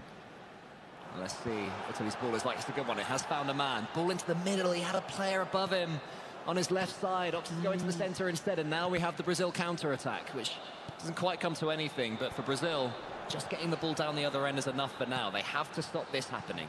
Italy surging forward once more. There's a ball on the right. But Brazil, it's got to be said, they're reading this Italian pass as well. Yeah, of course. And also they are defending really well, both of the players. Joao and his partner, you know, they are defending really well, and they read every single attack from Italy. And yeah, that's why Italy could not find the gaps as they did in the first game. I'm pleasantly surprised from what I'm seeing from Brazil when they do have a lead as well. I was worried they would be bullyable by these opponents due to the fact that they've chosen a different type of player, but they're able to keep the ball quite well, and their defenders are getting blocks in. I think there is 1 more chance left for Italy here. I'd agree. It certainly has that feel of it, doesn't it? Let's quickly head over to Thailand versus Saudi Arabia. Oh, that's Saudi Arabia could be through nearly. That was the opportunity. Will there be a touchdown here for Thailand? There is. It's blocked by the Saudi defense. And that'll be that. Very good point for the Kingdom of Saudi Arabia. I think so, yes. I mean, not losing against such a tough team like Thailand, they can keep their hopes up and maybe come back even stronger in the third round. Well, Indonesia have done enough against Morocco. 3-1, that one, I don't know if it's quite over, but I think it's going to be a win there for Indonesia. Yes. Mexico, Poland. 4 goals in this one. Time for a winner as well. What a match this could be if we do manage to see 5 goals, imagine. 4 minutes extra time as well. Yes, there could be 2 or 3 chances left. Lots of midfield play at the moment, just seeing if we can find that incisive pass. Nice. And that could be it. It has found a man. Goes back onto the edge of the box. Ball into the left side. Lovely Wow. flick up. If that goes in. Yeah. Poland not rushing. Using every One more second that they chance. have, but it looks like it's going to be Mexico who have the last say in this game if they can get the ball to a teammate, which they can't. Yes. And these two are going to have to settle for a point each. Yes. We do have still the feature game is going. It looks like everything's all done, but no, Yes. these guys are paused. They're making changes. How important are these changes, the substitutions? Can they really change the flow of a match? Yes, you need to use fresh legs at this moment, where also you already know what your opponent can cover and what your opponent can defend. So you try to come up with something different, let's say. And of course, with the fresh legs players, they can definitely do something with that. And that's why we see the players are always changing at this moment. As we can see on the screen here, we have El Torito and Naples, 2 amazing players. They did win the first game. Now they are facing tough team. And the result so far, we see that Indonesia beat Morocco 3-1, Mexico 2-2 against Poland, and Jordan 0-0 against Japan. That's a great result for Jordan as well. A very good result there. There is another game ongoing as well. Turkey and Chile is still playing on. So it's currently 2-1 to Chile. But they will be looking to hold what they have for the last minute or so, which we can jump into now. Long pass for sure here. You want to see the long ball? I believe so. Okay. You predict correctly. Let's see if Turkey can do anything from there. They do get the ball back. It has to be now. First time ball in, looking for the flick on. Not quite there. Well defended by Chile. And that will be enough. Chile take the win against Turkey. 2-1. Big 3 points on the board. Oh, yes. I mean, Chile played really, really well in the first game against Brazil. Now, they proved that also against Turkey, where they won the match. I think they are in a very good position so far. I think anytime you get a win early doors in the group stage, you're feeling good about yourself, just to make sure you know that you can win. You know, you're not going to go 0-7 or whatever it ends up being. Because it can happen, you know. We had it happen to Costa Rica last year, where I think they got 1 point, which Wow. you don't want to be that team. Yeah, I mean, in group stage, if you cannot win, do not lose. A draw is a good result, you know, because sometimes it will take you far, you know, but losing a game, it will definitely, I mean, take all of your chances.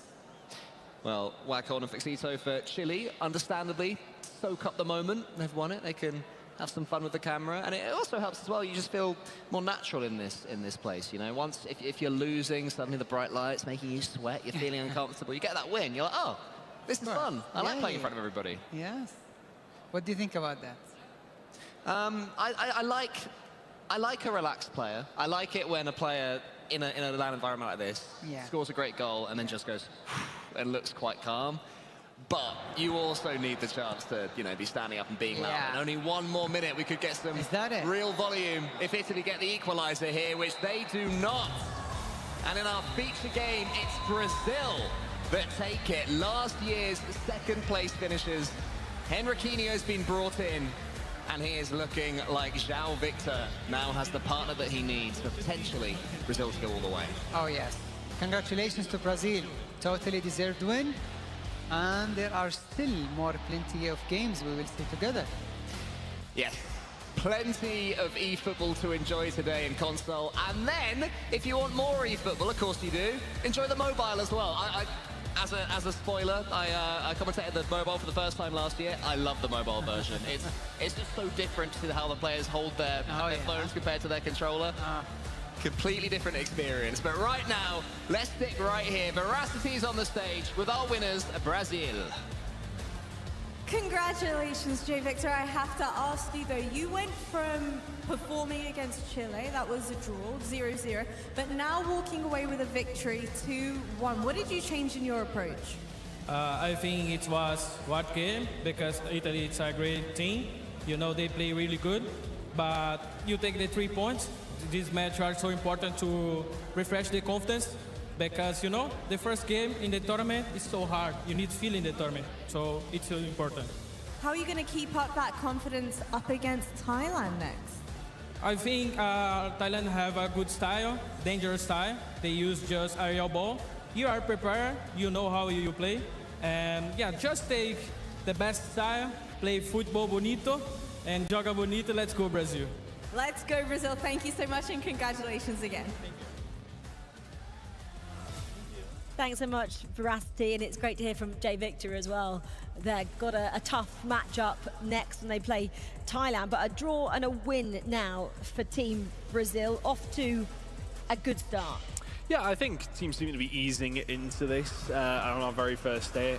Brazil eased into that game. I mean, it's a fantastic start. We kind of seen what we were talking about in that sense of it's less physicality, more about jogo bonito, as João Victor calls it. We've seen a brilliant first goal, but to be honest, after that, it was quite scrappy. I mean, the Italian goal was like kind of bundled over the line, and for the second goal for Brazil, similar kind of story, just beating the keeper there. That's a tough one for the Italians to take, but again, like these first two matchups, you want to read into them, but it's also group stages against teams who very well will likely go up against each other in the knockouts as well. These are all teams who potentially could be finishing in the top 4. They won't necessarily want to give the entire game away just yet. Yeah, as you can see, pretty cagey affairs, whereas across the board, not really separating anyone apart from maybe Indonesia, Morocco there with a 2-goal swing. Yeah, and it always is the way in these types of co-op environments, is that it's the odd goal here or there. You very rarely see another team kind of roll in and kind of really bowl over another team. But the interesting one that really sticks out there for Turkey getting overturned by Chile, 2-1, that's a massive result for them. And maybe Jordan holding Japan to a 0-0 there as well. I mean, that's Jordan getting draws up against, Indonesia and Japan. That's a massive pair of results, to be honest with you. So for them to get those draws, yes, okay, they absolutely need wins, but those are draws in games you would have expected them to lose. I was going to say, I'd like to see actually Jordan play on a featured matchup and see how they are actually playing there, because it possibly looks like they're just defending with all their will, Wes.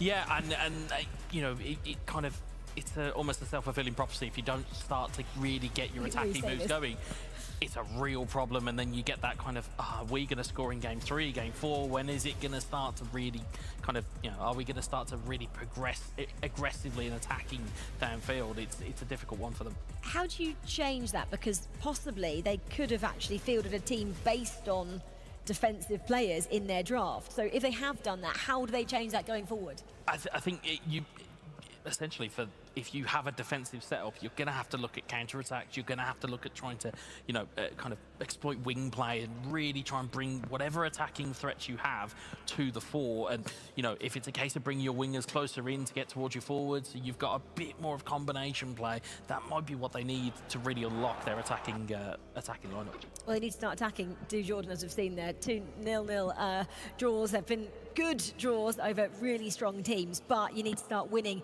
if you're to get those vital points to progress through to the quarterfinals on day 3 here of the competition. Well, we said we were bringing you something new, and that was the heart rates from individual players. We've got heart rate monitors on them so we can track them throughout the games. And Chris is going to give us a deep dive into this Brazilian side now. I don't know why they've trusted me with this. He's got an iPad and everything. He's very official. Yeah, no, love for sure. I think, you know, you're seeing a bit of a mix-up with him, though, aren't you, really, Wes? There's not necessarily any pattern to it. You can see when the goals are coming through. Nice high start for Brazil, chilled it out, okay, yeah, you see Italy come up and scope, and then straight away Brazil were able to answer back. But after that, it's an absolute roller coaster. It is, and you probably could marry that up with the chances and opportunities that fell by the wayside. I mean, Italy hit the post at that point, which obviously is on the heart rate monitor, but I dare say it would have paid into the part. And of course, Henriquinho, you can see a little bit more agitated, a little bit more animated.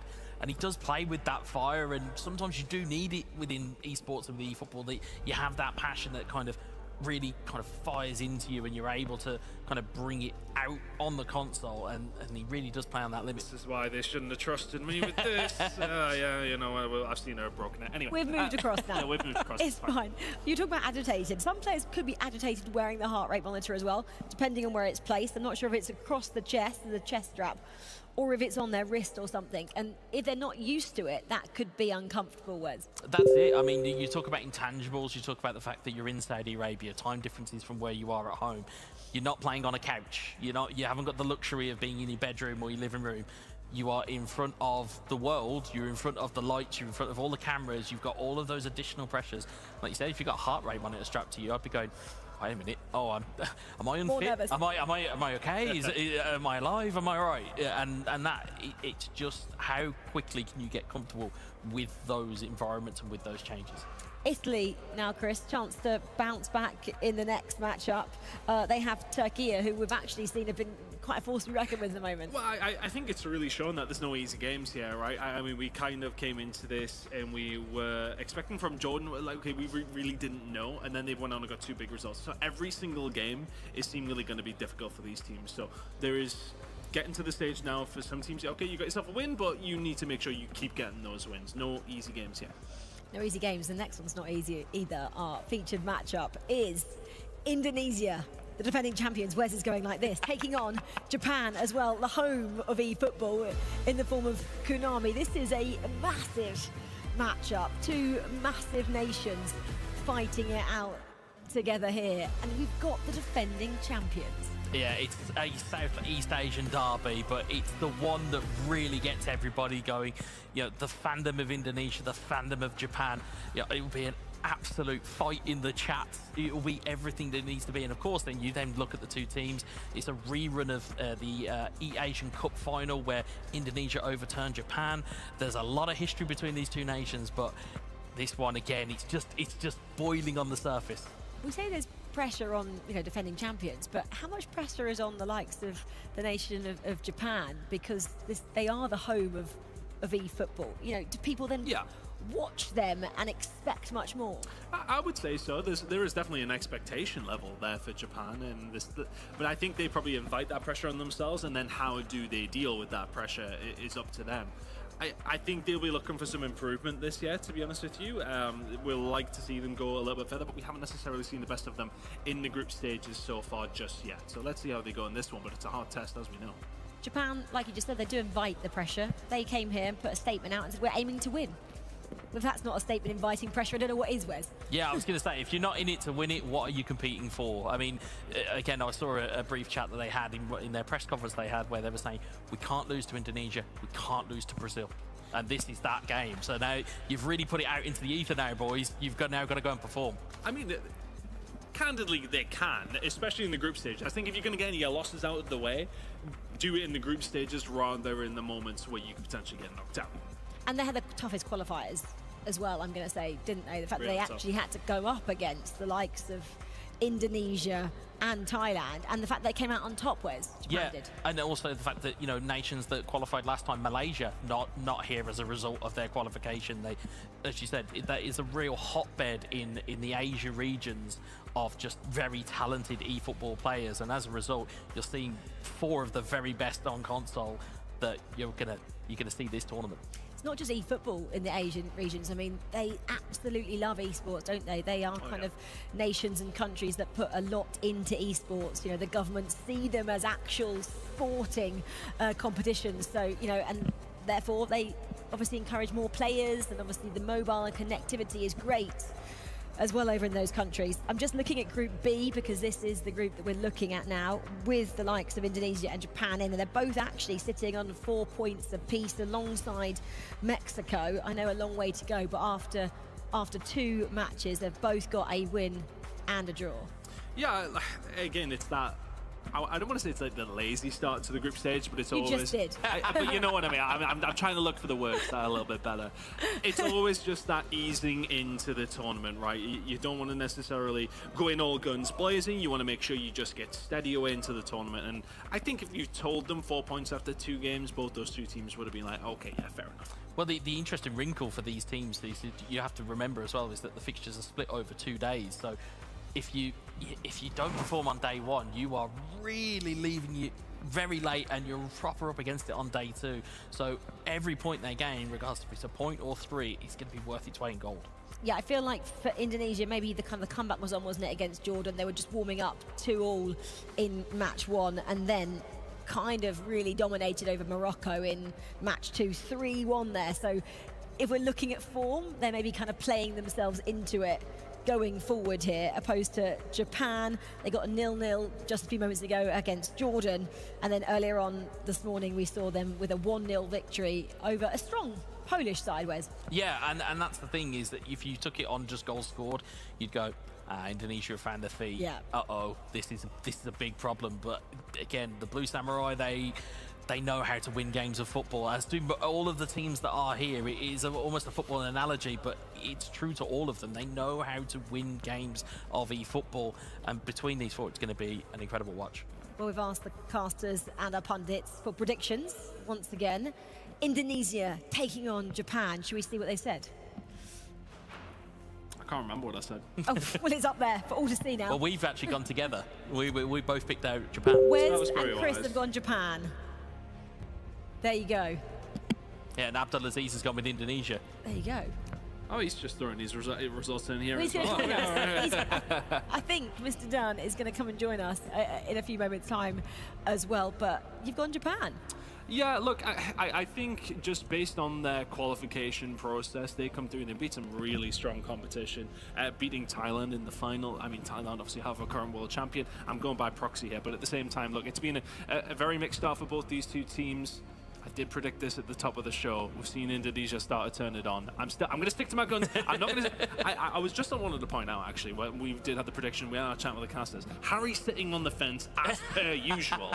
I'm going to continue to be on one side of the fence here, though. I'm going to stay with Japan. Where's well are you back in Japan? I think that it's their time to get their own back on Indonesia, whether it's in the group stage or whether it's in the knockouts. I feel like this is their time to just get their own back. And this is the pairing who know each other pretty well as well, the Japanese pairing, right? Yeah, Axe and Tess, they are a formidable duo, and they're able to kind of really put those skills to the fore. I mean, you know, Tess has got his own skill moves, you know, inputs that are named after him in the game, the Tess Super Cancel, which I'm sure the community at home know all about. It shows you the level that they can really put together, and if they can do it here in the group stage, they can really set themselves up. Do you want to see anything different from both of these sides now they're going up against each other than what we haven't seen in the two matches that we've already played? I maybe see a little less caginess from Japan. It feels as if they're not quite pulling the trigger yet. Let's see if they can start to get into it. There's some times you would say that some teams maybe ease into it a little too much. You want to try and get some results underneath your belt. Let's see what you're actually made of, Japan, because we know they're a great team. We know what they can do. Let's see it now. Okay, well, that is Team Japan. This is Team India featuring Binon Boys and Elga. Let's get a deep dive into these two.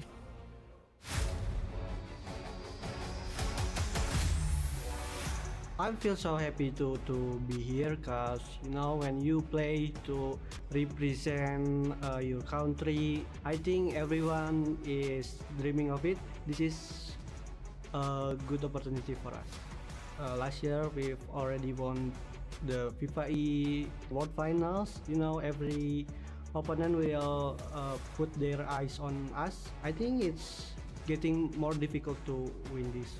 If we can win this in 2 consecutive years, it will be a very proud moment for us.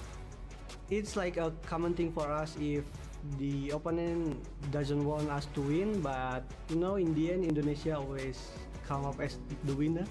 I don't really care about it.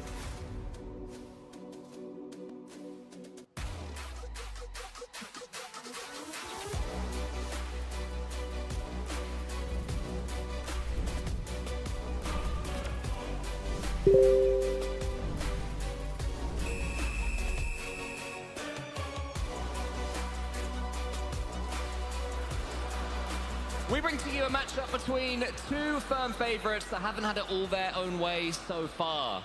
Alia, hello. I'm on the cast with you for the first time. Looking forward to this one. And yeah, 4 points each for these two. I know. The only difference between these two teams at the moment is Indonesia are up by 1 on goal difference. But as we've said, this is probably, in my opinion, the biggest game of the day so far. You have Indonesia as the 2024 champions, who might just nearly taking that lead. And you've got Japan, who won the qualifiers for Asia East and Oceania. Yeah, huge teams. And you can see why Indonesia were such big favourites. Lovely interlinking play right at the start of the game. They start hot to Indonesia, but they didn't in their first game. 2-0 down to Jordan, made it 2-2 before a 3-1 victory against Morocco. I think it was a disappointing start for Indonesia, especially coming in as the champions, as we've mentioned. But both sides, they've drawn 1, they've won 1, and whoever wins this game tops the group. And for 2 nations that are arguably the strongest in Group B, this is a very, very important game where 3 points are definitely needed. Yeah, huge chance to make a statement for these guys. But so far in the first 8 minutes or so, it has been all Indonesia. Elsewhere, we've got a goal early doors for Brazil, who take the lead against Thailand, who are really struggling with it at the moment. Yeah, I'm quite disappointed with how Brazil have been playing so far today, but nearly here. Well, that was smart. He meant that, obviously, to get the goal kick. That's fantastic defending in the end. I think what I love seeing as well is that we get to see the players' heart rates throughout all of the games. I think it's really interesting. I noticed earlier when Jordan were playing, the heart rates were barely going over 100. Whereas you look at Indonesia here, both in the 120s. Japan, you've got in the 130s and the 150s. But, I mean, so far, this is quite an end-to-end game, I feel. It is, yeah. Japan coming into it a little bit more. As you can see, as their heart rates rise, they get more and more into it. Lovely play there.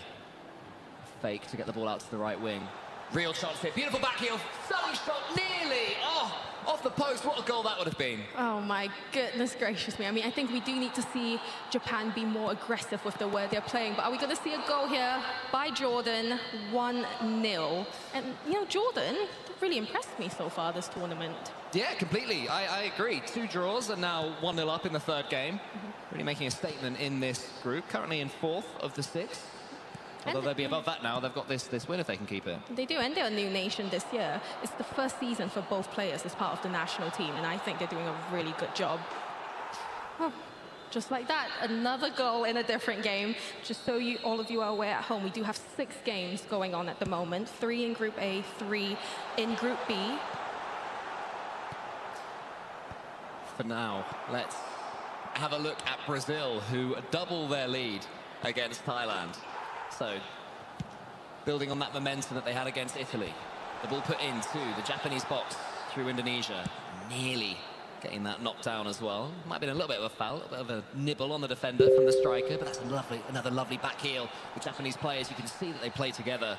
It's completely in sync. These back heels looking deadly from them. No, I think 2v2 is probably one of the harder game modes as well to compete in, because you have to be really in sync with your partner, and I think that's where Japan do have the advantages, because they are really good friends outside of the game as well. You can definitely see the synergy as another ball is put through. They will be won there by the Japanese striker. That flick through falls back into the center as well. So Japan rode the wave at the start. Indonesia started off huge, and then Japan have built upon that. Morocco versus Poland.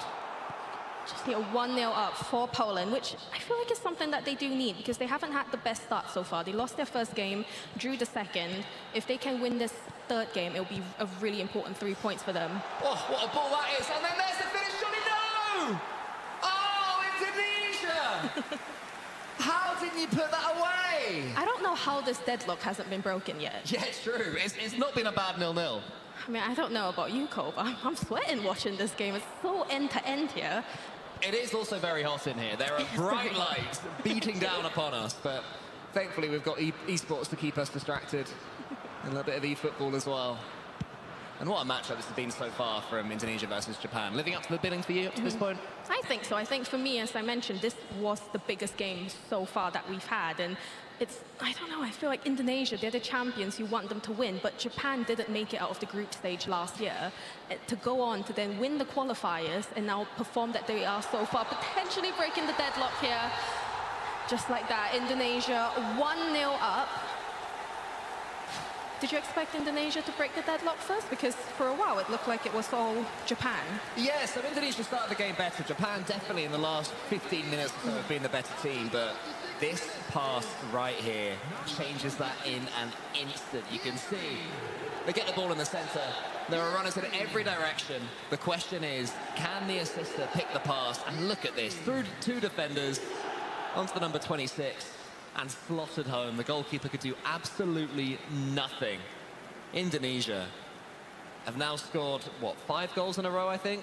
No, they did concede in the last game. So their goal difference is looking healthier and healthier, though, and the win will be massive. And that's just beautiful football right there. And again, it's the heart rates. But Brazil, 2-0, sorry.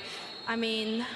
What's going on with Thailand? I heard good things about Thailand, but I'm not really seeing it so far. I'm quite upset about Thailand. I mean, they've lost both of their games so far today. I mean, I've been to Thailand. I love the Thailand people as well, and I feel like a little bit disappointed. Me too. But there is still time, just in these group stages. Plenty of eFootball to play. But you do very quickly run out of time, especially if you keep on losing. You get more frustrated, and each subsequent win gets even harder. Lovely through ball there from Chile to go up against Saudi Arabia, who just got a big point in their last game. Oh, that one almost made it all the way through. Dangerous for Japan, but they survive. For Indonesia, sorry, but they survive. And again, Chile is another new nation that we have this year. Didn't compete in 2024. Both players only joined the national team this year. And what a showing it's been from Chile so far today. Yeah, looking good. We're seeing these tables start to take shape as we go forwards now. And Indonesia, this would put them on 7 points after 3 games. Completely shaking off the early disappointment against Jordan.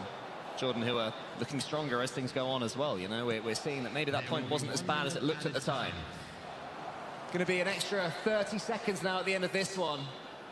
Let's see if Japan can get something going. I think that was offside. The linesman waved his... Oh, maybe he was saying it was going to be an advantage. I don't know. He waved his flag for some reason. Either way, 1-0 half-time. Well played, Indonesia. That was a really, really good first half. I think that game can still go either way because both teams are so strong. The possession is relatively equally divided as well.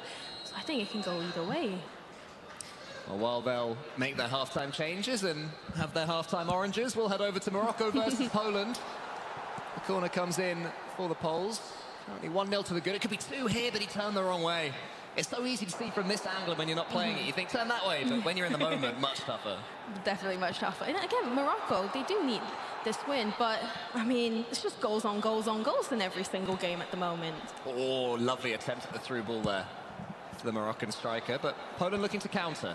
Need to win this header and aren't quite able to do it. So from what we've seen in this game, Morocco just about on top at the moment. They're shading it. Can they pick the right pass at the right moment? They have the ball on the left wing. I'm liking this patience for Morocco despite being a goal down. I think especially in eFootball, one of the most important things is patience. You can't rush your plays. You've got to take your time and attack at the right moment. And even though Morocco are 1-0 down, they're still keeping their cool really, really well.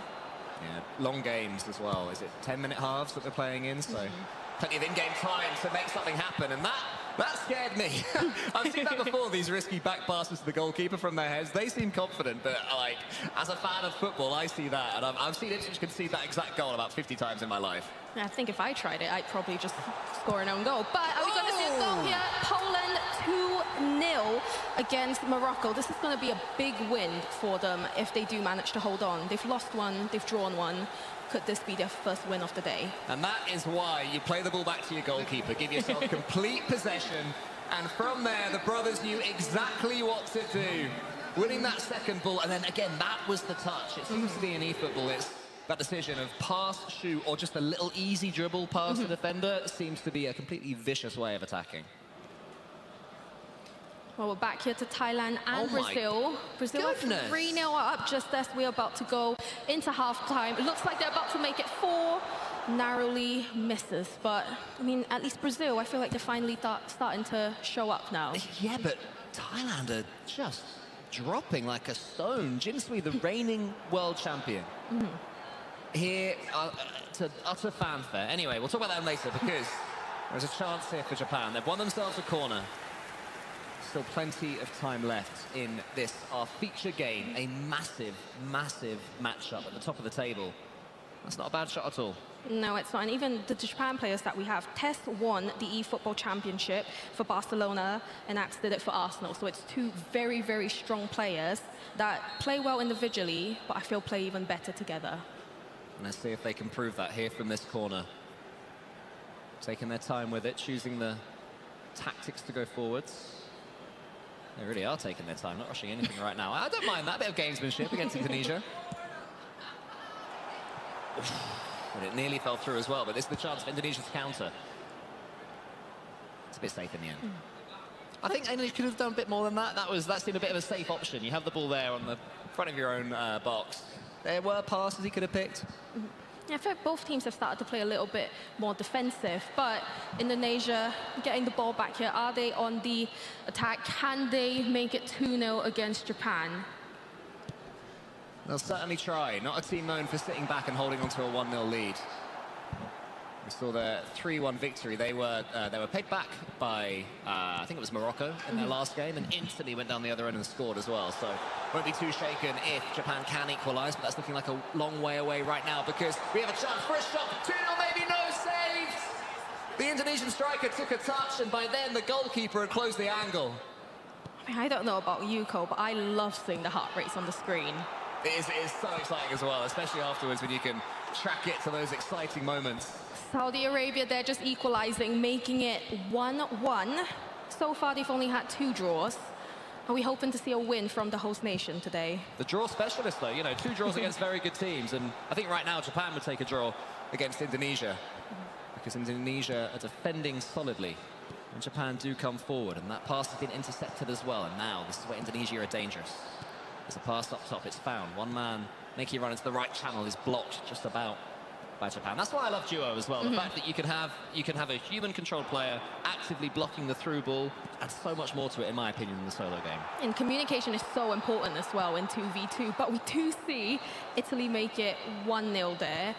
I mean, I feel like every about 30 seconds, we've got a goal in the game at the moment. Yeah, it's exciting stuff here at FIFA eFootball 2025 World Championship. Through ball over the top for Japan. Can the striker get onto the end of that one? Ronaldo was sniffing around. Wasn't quite able to do so in the end. So another half opportunity disappears for Japan. And 70 minutes, is that the sort of time you start rushing? You were talking about patience earlier, or are they still there? I feel like Indonesia are starting to play more defensive at the moment, because all they need from this game is a win to go 3 points ahead of Japan. And I think at this stage for them, that's probably the most important thing. Equalizer for Mexico against Jordan over there. So Jordan, who are looking like one of our stronger teams, certainly than we expected, are pegged back for now. Running out of time here between Japan and Indonesia. And Japan, I think, are going to make some changes, which makes perfect sense. So let's head over to that Mexico versus Jordan match. 1-1. Jordan, the draw specialist. Can they get themselves a win? I hope so. I mean, I personally love an underdog story, and the fact that Jordan are a new nation coming into this. Neither nation have actually played each other before, which makes it all the more exciting, because then you can start forming sort of a rivalry between both countries. But Mexico here on the attack. Can they make it 2-1? Very well defended by Jordan. Yeah, another slightly scary headed back pass to the goalkeeper, but we saw earlier on from Poland why that's the thing to do, because it does mean you can pick where you put the next ball. Really isolate your opponents and focus on your specialist players as well. You know, if you've got a right winger who was one of your first three in the draft, you want to get them the ball. Here come Mexico. Could complete the turnaround. Oh, it's an energetic volley off the post again. So close. Jordan survived. Jordan here on the counter attack. They are currently on 2 draws. Really hoping for the win here. Mexico on the counter. Can they make it 2-1 here? Oh! And it's a goal. 2-1 to Mexico. This could be their second win of the day, and a very important 3 points if they can hold on to 90 minutes. Lovely finish as well. Knew exactly what he wanted to do when he had the ball in that position. Little drag back, find the corner, using the defender as a block onto the keeper as well. Japan have made some changes. Poor old Ronaldo has been hooked. He won't like that. He'll be complaining about that in the press. Wants to be Japan's leading goal scorer of all time, does Cristiano Ronaldo. But it's Indonesia that are going to have the ball. They can take away a few more seconds as well. Long they go. 9 minutes left in game here. Japan really need 1 goal here to at least take away 1 point. Yeah, they're making chances, giving themselves opportunities. But the final ball just never seems to be there for Japan. And that's so surprising when we talk about the synergy that these two players have. Well, I think, again, that's the experience that Indonesia have, being the champions. They know we've got 7 minutes left. We just need to hold on and take the 3 points here. We cannot let Japan equalize, especially that the goal difference is only 1. But they are here, through on goal. Again, well defended by Indonesia. Yeah, no messing about there for Indonesia. Had a feeling that the Japanese player was going to try a trick there, so just stayed tall, stayed strong, and stayed in the middle. Japan ended up falling straight into that trap. Indonesia battering away everything that comes into their half. Japan sending it straight back. Need to get this flick onto Japan. Nearly there. Indonesia catch it. And of course, every time Indonesia get the ball, they can steal a 1 in-game minute away. They can do. I mean, so far, Indonesia's tactic has been get the ball back and then just lobby it back to the keeper. And only 1 minute as well, so Japan, it has to be now if it's going to be ever. Will it be Indonesia going on to 7 points, Japan staying on 4? A goal would be heartbreak for Indonesia. Oh, but he's passed 1 time too many. Oh, they surely take the touch and shoot there. That's the overthinking, isn't it? You start panicking. I've got 10 seconds left in game. But just overthought it. You just have to shoot in those moments to try and equalize. But a big, big, big win for Indonesia there. 1-0 over Japan. And, I mean, just feel a bit sad for the Japanese players. Yeah, me too, especially after their intro. We all fell in love with them. But Axe and Test, they will know that they should have done more with that last second chance. You have to take those opportunities at this level of eFootball. You can't be passing. Not when you need that one goal to equalize. But I think we have to give a big shout out to Indonesia. But we are going to head over to Milos for an interview. Thank you very much, my friends. And yes, it is Indonesia victorious here with champions from last year. Bidang boys joining me here, still undefeated in the group stage. How do you feel about that? Honestly, we got some luck on the match against Japan. I think we have some bad moment in the beginning, but yeah, we did better in the second half.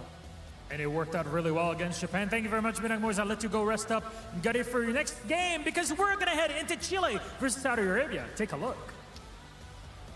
2-1 Saudi Arabia. This could be their first win of the day after 2 draws here. And as the host nation, that's really important. Yeah, so last year they were 1 win away from qualifying into the playoffs at least. Not a favoured team here by any means, but it would be lovely to see the host nation make it through this group stage. And picking up wins as and when they can. Absolutely massive for that, vital in fact. And 2-1 lead. You know, if you win this one, you start to look at their previous draws and thinking, yeah, a draw against Turkey, not too bad. A draw against Thailand, very good, even though Thailand was struggling. On paper, that's a good one. Now with this win, it's compounded, and Saudi Arabia is suddenly looking strong. I mean, I would love to see Saudi Arabia go all the way into the finals because I want to see the Saudi Arabian fans here in the arena. Oh, that's something else. They are amazing. They're so energetic. The Saudi fans, absolutely incredible. Esports World Cup in the summer, the Saudi fans for Falcons are huge. And of course, FIFA eFootball last year, Saudi Arabia winning it all in the Rocket League. Ruas, TRK and Killers, complete heroes here. So if we have these KSA eFootball players achieving anything similar, it would be massive for the nation. A nation that loves its esports as well. They do. And I think, I don't know, I just love the Saudi fans. It's my first time in Saudi and everyone's so lovely. The country's beautiful and I'm having a great time so far. I'm so glad to hear that, yeah. I've been here 6 or 7 times now, I think, since 2022. Every time I'm here, I love it. Every time I'm here, it's developed further. There's more to it. Buildings now exist. The Esports Boulevard is even more advanced. So, yeah, KSA need to keep doing what they're doing here in this group. 2 minutes left. Surely they'll be able to hold this one out. I really want them to hold this out. I mean, Chile as the new nation, you've got to give it to them. They're doing really well, but we do have 4 in-game minutes left. And as we know in football, anything can change and anything can happen in 4 minutes. Yeah, Chile currently on 4 points. Unbeaten. This would be their first loss. Unless they have the ball on the left wing. There are passes into the centre. He goes high. Maybe should have kept that one low. And Saudi Arabia can get that one frustratingly back into the corner. It's all or nothing now for Chile.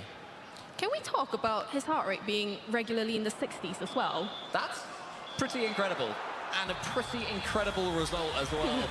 Cold as ice there, the Saudi players, as they take their first victory in the tournament, which will put them onto 7 points as well. Massive. That's a big 7 points. I mean, 4 teams from each group go through into the knockouts, and all you need is to finish 4th in your group just to give you a fighting chance to get to that final place. But that is a huge win.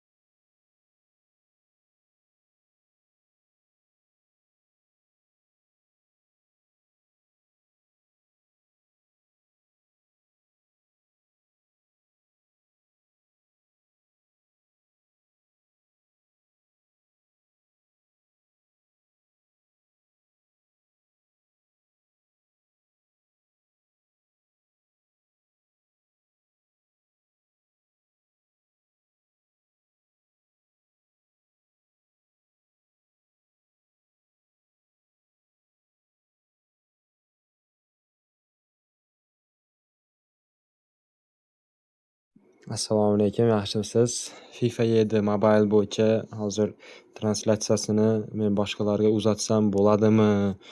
O'zi mualliflik huquqi yo'qmi u yerda? Nima deysiz? Stream qilsam bo'ladimikin yo yo'qmikin? YouTube kanalda Mobile bo'yicha. Siz xabaringiz bo'lsa kerak-ku. Keyin ближайший yana shunaqa turnirlar bormi? Agar bo'lsa men o'zimiz assotsiatsiyaga aytib qo'yasizmi, shunaqa turnirlar borki futbol bo'yicha biz qolib ketmaylik deb.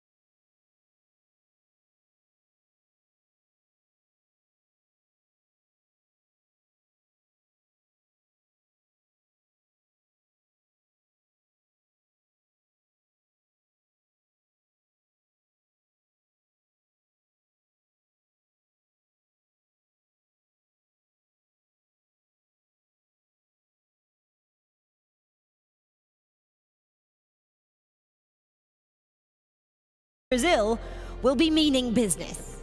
Yeah, they will be frustrated after that loss to Saudi Arabia, will Brazil. So much quality. They brought in Henriquinho, and they have done that because second is not good enough for this team, Chris. They want to win this entire tournament, and they've not been playing like that just yet. Not quite yet. I'll touch again on Brazil in a second, but for Turkey, I mean, they're kind of pushing through. They're doing okay, but we need to maybe see a little bit more. But for Brazil, one of the big storylines for me is no Gufera here. He's one of our multiple-time world champions, and that puts pressure on Henriquinho to me, because in the sense, okay, look who you are replacing. We know João Victor, we know what he's going to bring to the table. He's going to bring a high level, but Henriquinho, the pressure is going to be there. Brazil are one of the absolute favourites of this tournament. Henriquinho's a very good player, but to replace him with somebody like Gufera, that's it. I don't want to say it's a big ask, but there's big shoes to fill, to say the least. As for Turkey as well, I mean, this is the team that won, I think it was Group A last year, so by no means are they pushovers. They went out in the semi-finals to Indonesia, the eventual winners last time around. So I think they've sort of flown under the radar a little bit because they went out in the semis and didn't make the finals, but they are an incredibly dangerous team and not the sort of team Brazil want to go up against after KSA. Have countries realised how Brazil play? Because we heard from Saudi Arabia, we slowed it down because we knew that was how to get a victory. Are we going to see the same here from Turkey when they go up against the Brazilians? Well, we talked about the drafts and how everyone went pretty physical. Brazil didn't necessarily lean into that too much. So I wonder if Saudi Arabia have looked at that and say, okay, well, how do we stop them playing and keep the ball off them? Because that's what they want to do. They want to play with the ball. They want to cause as much problem as they can. They want to play Joga Bonito all the time. This is what Brazil fans want. It's what the Brazilian team and players want. If you can keep the ball off them, they ain't dancing around you, right? Like, it's very easy to maybe score a counter-attack with a big cross-in or something along those lines. They are preventing them from doing that. If Turkey can do the same thing, could be a big result. How much does a loss for Brazil against Saudi Arabia affect them going into this? It depends how solid the team is. I mean, they're experienced players. They've got an experienced coach behind them that was here last year with them, and they will know that this format is exhausting. You are going to have upsets. You are going to have matches that don't go your way. You know, it was a wild game against Saudi Arabia. There was the red card. There was 5 goals in it. So I think they have to put that down to one of those matches that can happen. I think it's when you lose 2 in a row, that's when the questions can come in. So this is their chance to make sure those questions never occur. If they don't take that chance, then yes, they'll get in their own heads. Well, FIFA poised some questions to the Brazilians ahead of the tournament. Let's get the answers to those questions now ahead of their final matchup of today. It's the best situation. I love my country. I always watch the team football and other sports, so it's my time to represent my country. I want to show how Brazil play. Joga Bonito.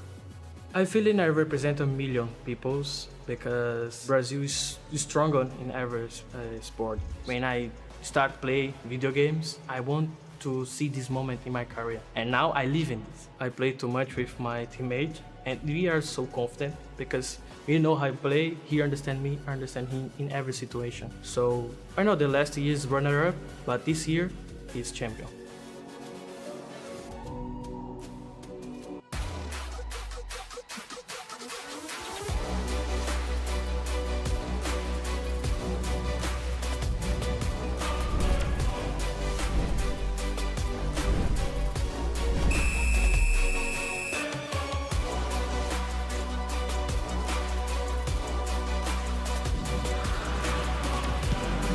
Welcome to round 5 of eFootball console.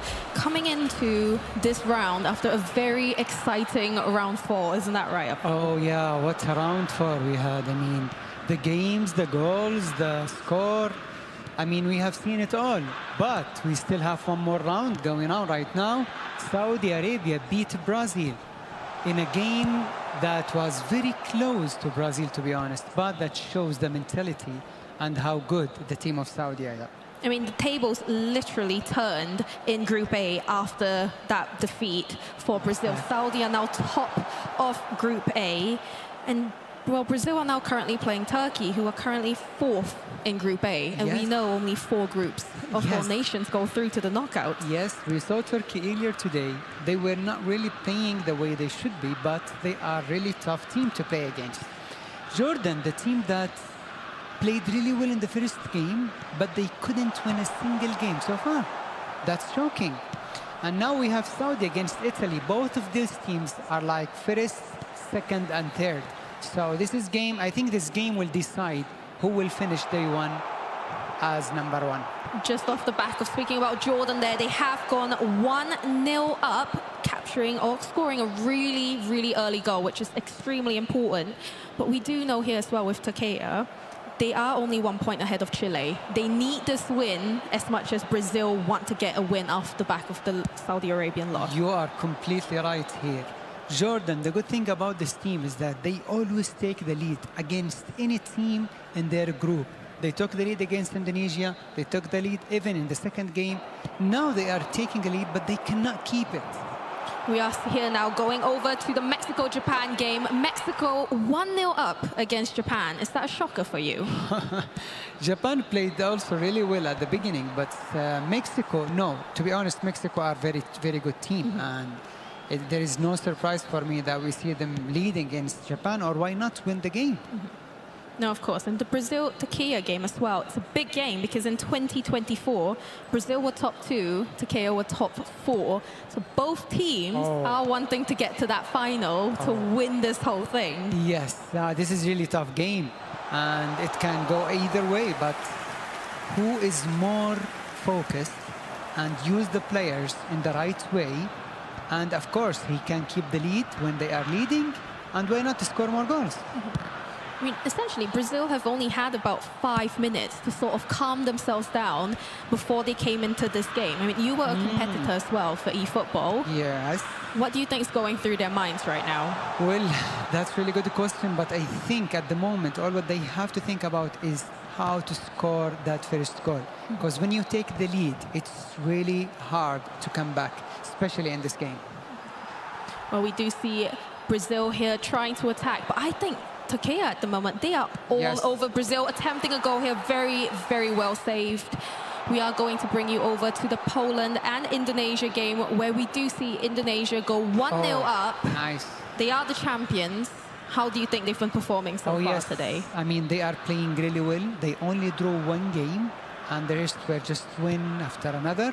Now they are leading. They are playing the way they want to play. And not only that, but also they are scoring goals in a way that shows the quality of these players.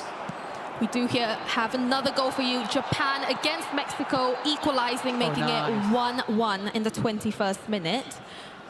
What's been your favorite game so far today to watch? Honestly, I think Saudi against Brazil, like very tense game. I mean, we were close to the streamer desk, and we were the Saudi guys streaming and screaming after every single goal. So that passion, that is the thing that we really want to see in this kind of tournaments, and that's what we're already living in. Yeah, and that's what we were talking about as well with the Saudi Arabian fans. They are so passionate, and they just love the country. But we do see here Takeya on the attack. Again, very well defended by Brazil. I think Brazil are still thinking about the previous game, which is maybe affecting them a little bit. And that's why we see Turkey is like covering almost 90% of the field and creating chances, attacking, taking the initiative every single time. But they need this goal. And now is like the best time to score this goal. I mean, as we were saying, 5 minutes isn't much time to reset, but we are going to take you over to Saudi Arabia and Italy, where Italy did go 1-0 up. They're currently sitting third in the group. Would you say they're sort of safe to make it to the knockouts at the moment? Well, we still have plenty of games that will be played tomorrow. But at the moment, if they win against Saudi, I think they are most likely will be in the knockout stage. Taking you back. Is that the second? Yes, that's the Jordan goal again. Oh, what a goal. 2-0 up. I'm very, very impressed by Jordan. As a new nation. They always start the game very strong, you know? Like, if they just can keep that momentum, you know, and they can keep the lead that they always go for. But the thing here is that they always fail sometimes. I don't know, is it about defending? Is it about lack of chemistry between these players? But now their chance, you know? You cannot throw it away like that. Well, at halftime, the Brazil-Takeya game is currently sitting at 0-0. A very important game for both sides, but we are going to go over to the Poland and Indonesia game. 1-0 up, currently just before halftime. What do you think, Alia? Who do you think is like more likely to win this game? In this game? Yes. I think Indonesia. I think Poland, they are currently sitting second in the group, with 7 points. So they're not far off Indonesia. It's sort of 1 and 2 at the moment. But Indonesia do have the experience of being the champions. And experience is so important in eFootball. You are completely right. Yeah, I think Indonesia is like more likely going to win this game unless something happens at this. No, not really.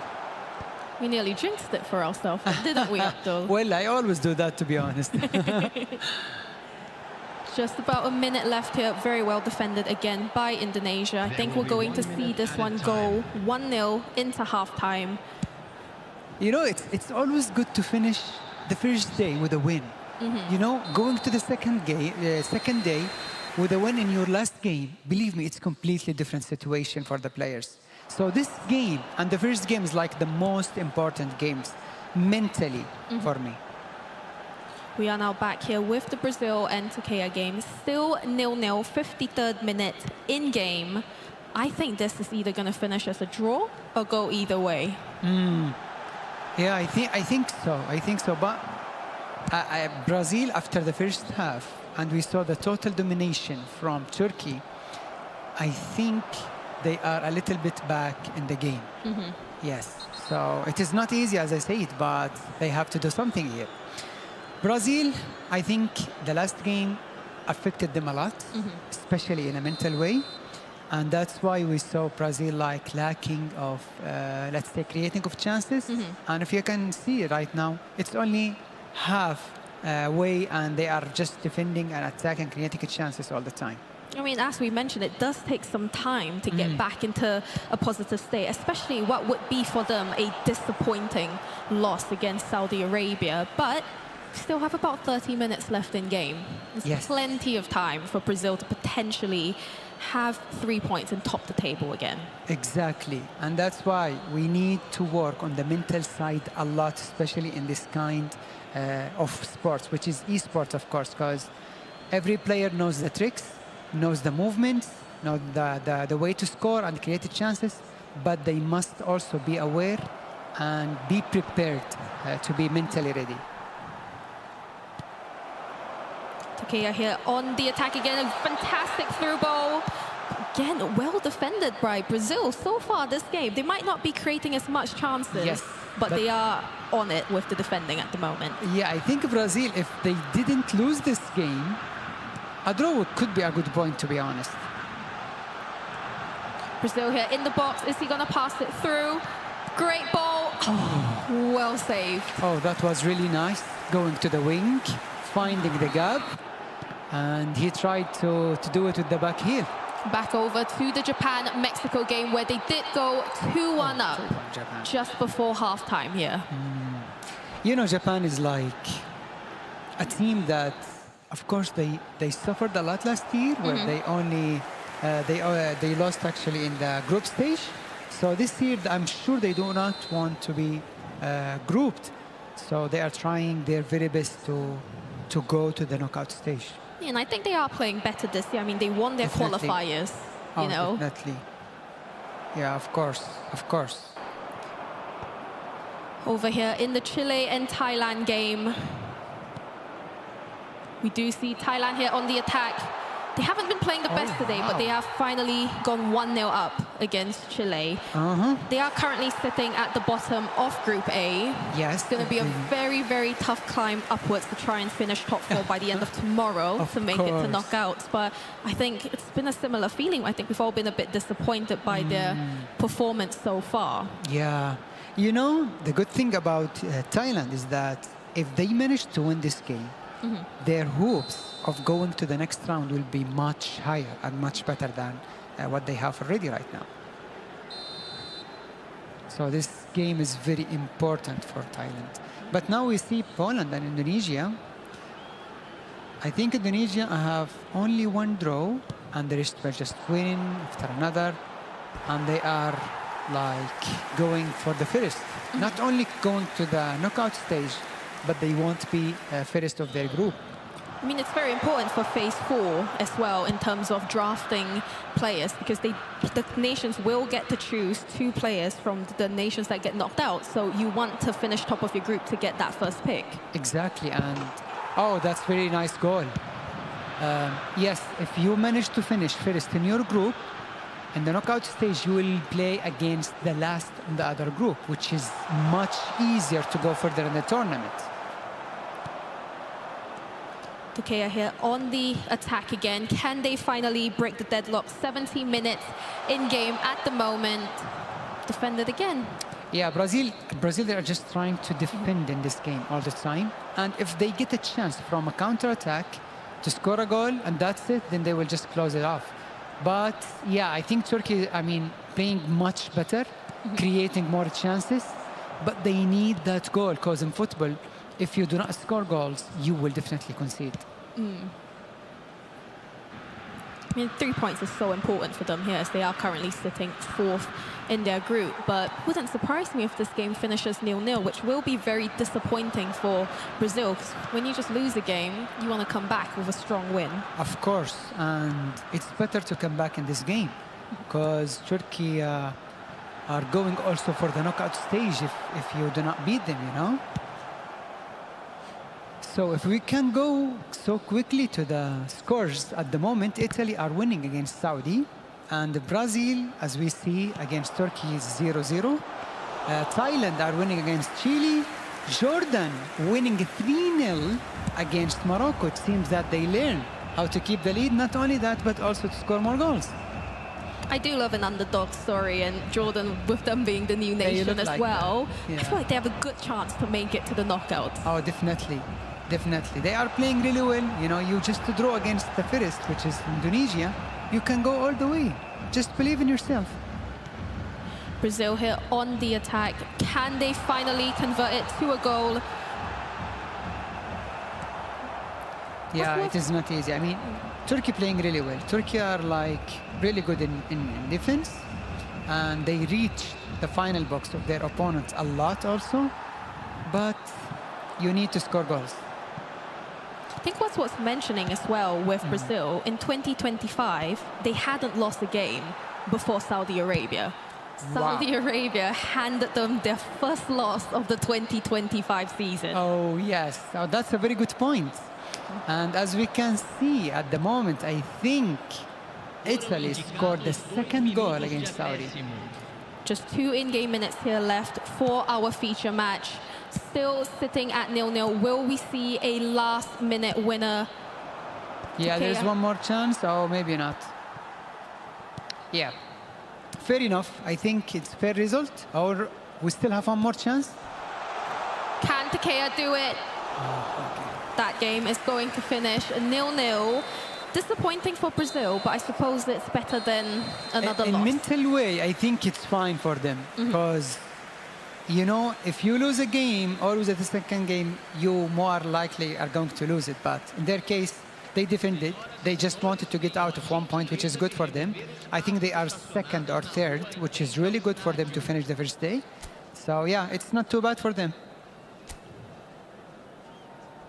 I think the Takea players they don't look too disappointed either. Brazil is a very, very tough opponent to come up against, isn't it, Abdul? Oh, yes, of course. I mean, they are raging champions.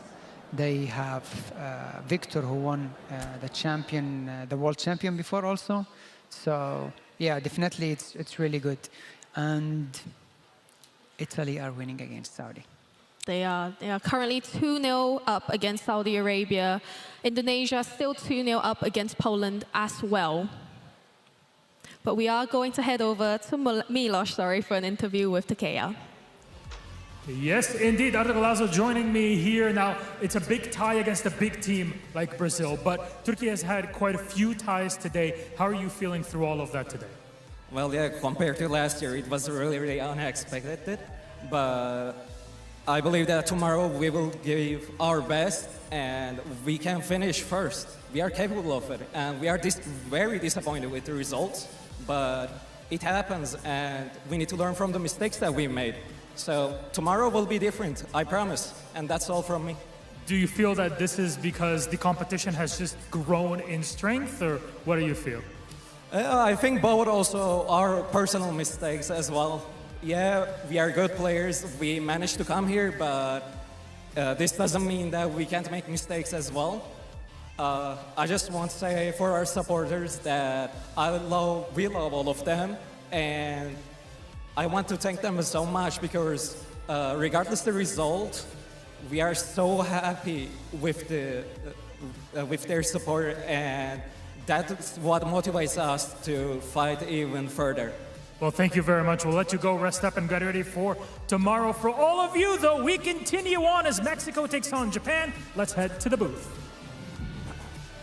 Thank you very much, Milos. Mexico, Japan currently sitting at 2-2, 75th minute in game. Are you surprised that it's currently a draw? 4 goals, yes. I mean, 4 goals against 2 teams that probably they are not like the first or second teams, but maybe third and fourth teams. Japan, I think they need the win more than Mexico here. I mean, both teams are currently sitting on 7 points, but Japan are sitting at 3rd place just because of goal difference. Mexico are in 4th. So I think, both teams, they do need that win. You are right, Abdul. I mean, where do you see this going? Yeah, but even a draw is not bad for the both of them. They played really well for the first day, and to play against each other also in this round, I think a draw is also a good point for both of them.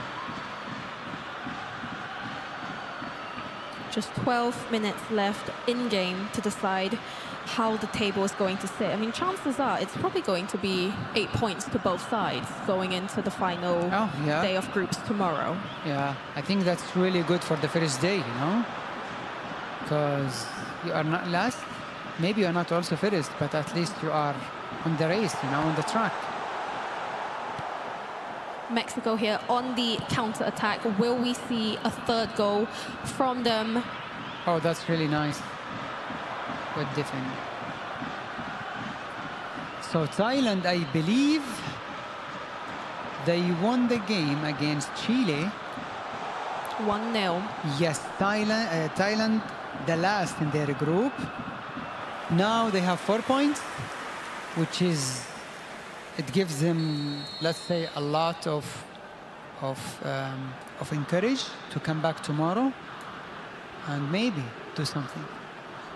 Corner kick here for Mexico. Just 5 minutes left in game. Can they convert this into a goal? Well saved by Japan. Yeah, he was trying to play the corner to the second post, but the defense were just over there, you know. And yeah, 1 goal, nothing much left for this game.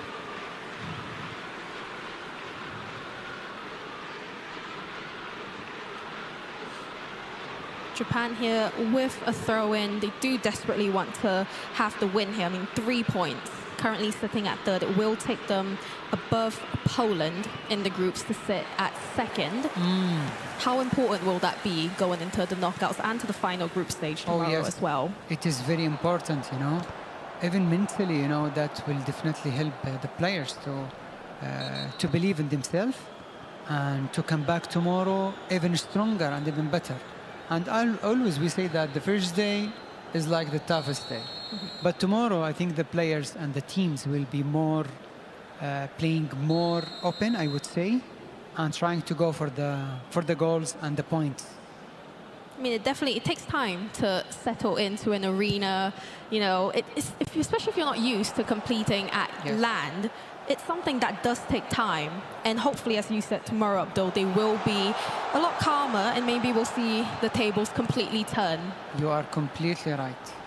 Mexico here attempting to go for goal from outside of the box. Well defended. Japan on the counter-attack. We've got about 30 seconds left in game. Can Mexico convert? Okay. There we go. That one finishes 2-2. Fair enough. Yeah, fair enough. Good game from both sides. And it's 2 really good nations as well going up against each other. But do you think they'd be happy with the draw? Yes, I think 2-2 against a tough opponent Japan, I mean, they played really well today, and the same goes to Mexico.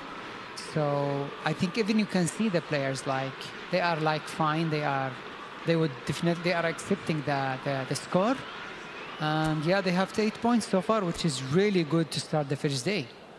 It definitely is. I think tomorrow so much can change. You know, there's another full round of games, but for right now, we are going to throw you guys over to Milos for an interview with Mexico. Yes, we are here with Mexico after another tie. This is the 8 points now for the Mexican squad. You've played against everybody in your group. How are you feeling after this long day? I feel very satisfied about our performance. I think we had great comebacks, great results and reactions to the match. And I think we are in a really, really nice state for tomorrow. Is there any team that you really fear from all of the other squads you've faced off against so far? No, not really.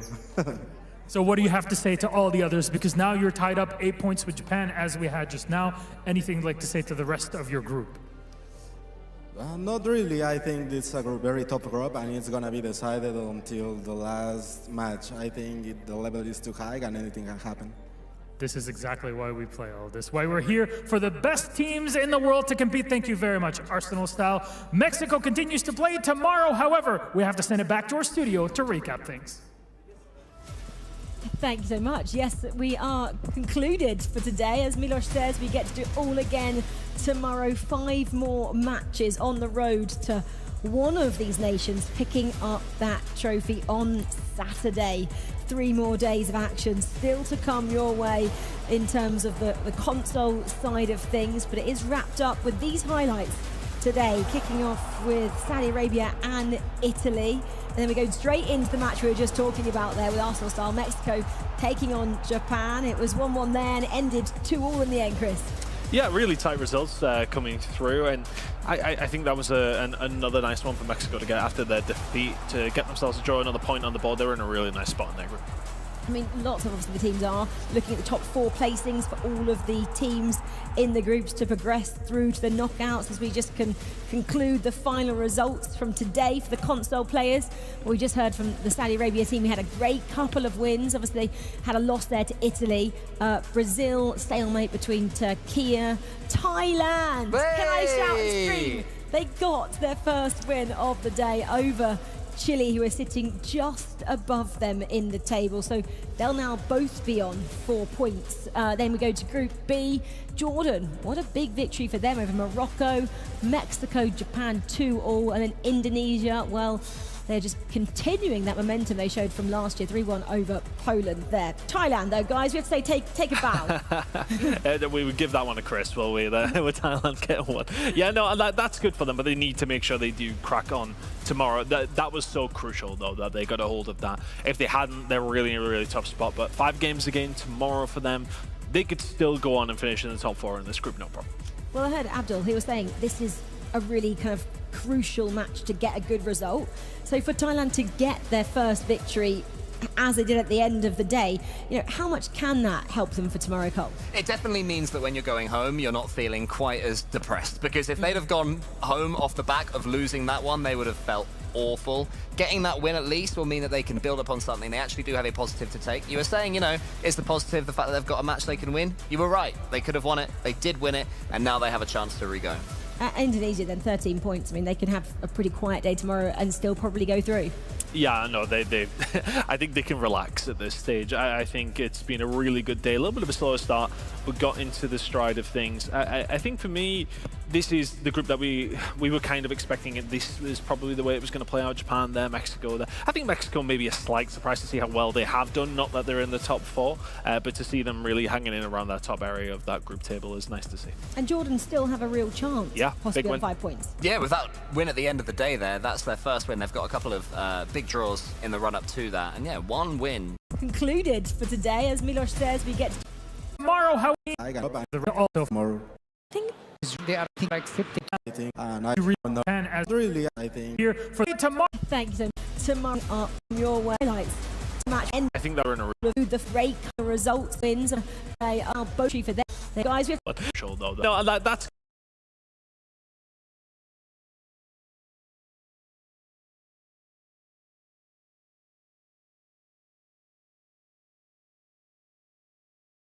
good for them, but they need to make sure they do. I believe it's Iniesta. Yeah, go Iniesta for me for Saudi Arabia and Henriquinho for Brazil. I think that for Saudi Arabia, they have had such a good day. Second in their group, which is beyond expectations, getting massive victories, and go Iniesta has been at the heart of that. And then for Brazil, Henriquinho, he's come in this year. Brazil, they're doing not quite as brilliantly as we expected, but I just love the fact that they play a different style of eFootball. Every other team is focusing on one type of play. They're focusing on style and skill, and it's very Brazilian, it's very them, and he's come in and had the confidence to do that. And for you, Shanks, and the Arsenal style, Chris? Yeah, I think when you think of those other two teams, or you specifically when you think of Indonesia, a lot of people say like, oh, they're talking about big old boys, but Elga needs a little bit of love as well. I've really been loving how to see he's been playing specifically on the Mexican side of things as well for Arsenal. We've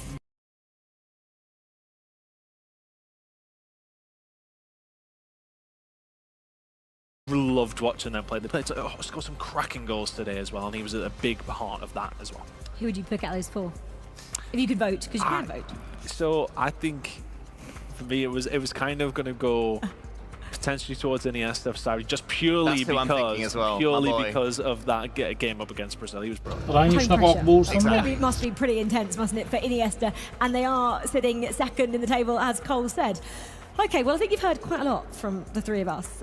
We haven't heard much from our reporter, CJ. So I am delighted to say we're going to hear from him now. CJ, where are you?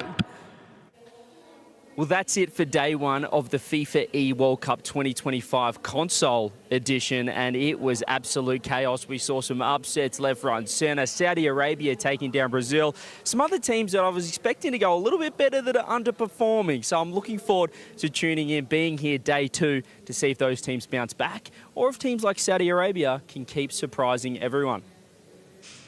There he is. Love to hear from CJ. I want to get him out and about a bit more, roaming around. I've not seen him on the do studio anything. floor. I know. Honestly, what's he even here for? He's been at lunch the last 4 hours. It's unbelievable.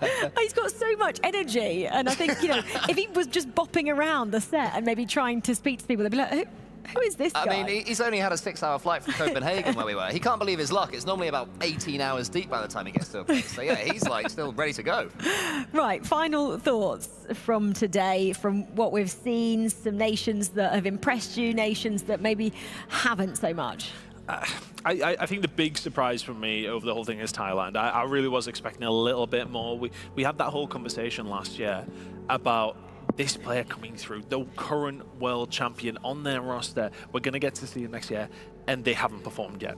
And we had higher expectations. I kind of had them in and around fighting that top four. Right now, they might not have made it out of the group, so we need to see more from them tomorrow. Yeah, Jin Suri, he's going to have a big talking to tonight, I'm sure. Inwardly to himself, I'm sure, because he expects more. He's so young as well, 16 years old, young enough that, as you mentioned at the top of the show, he wasn't able to compete in this despite helping them qualify last year. That's an enormous amount of pressure. So we're going to learn a lot about how he's able to deal with that at his young age. We know that he can deal with the pressure when he's winning. When he's losing, it's a very different type of pressure, especially when you have the weight of your own home country. Not weighing you down, but certainly there in the back of your mind. I'd say for me that the big story today is probably Saudi Arabia as well. They didn't make it out the groups last year. They were one win away, and they've proven with some huge victories, particularly that one against Brazil, holding out with a man down as well, that they're capable of getting wins. So yeah, I'm looking forward to seeing them tomorrow continue. Yeah, their second table toppers from today are Italy and Indonesia in their respective groups. But it's only 5 matches played. We've got 5 more still to come tomorrow. So let's have a look at tomorrow's schedule for you in terms of eFootball console. Tomorrow's matches then, we start with the ones that we've been talking quite a lot about, the maybe underperformers from day one. Thailand, they take on table toppers of Group A, Italy. Then we see Brazil, Italy, Japan, Indonesia, Mexico, Indonesia, and then rounding out the schedule, Turkey and Brazil. Fiery 5 matchups. Yeah, we'll be keeping an eye on how some of these games and the permutations as well. As we get later in the day, we may well focus on a couple of different ones, to be honest with you as well. But yeah, no, it's I think that first game is really important. Thailand going up against Italy. Let's see what you can do. Can you turn that one around? That's the one I'm really looking at to kick off things tomorrow. Yeah, because that's how it started today. Yeah. In Thailand, they got a 1-0 loss, a game that probably could have been 0-0 as well, to be honest. It was really nervy, and you think if Thailand got that win, they're feeling comfortable, suddenly it's a very different day. So it's literally a second chance for Thailand in particular, but for the rest of these teams to keep on growing. Exactly. Well, that's tomorrow's schedule. A bit later, we start our matches at midday, lunchtime, 12 o'clock for you guys, if you're coming back to join us. But thank you so much for joining us here on day one of the FIFA E-World Cup 2025. eFootball console is what you've just been watching. I want to say thank you very much to Cole and to Chris and to our entire team who have helped us put this great show on.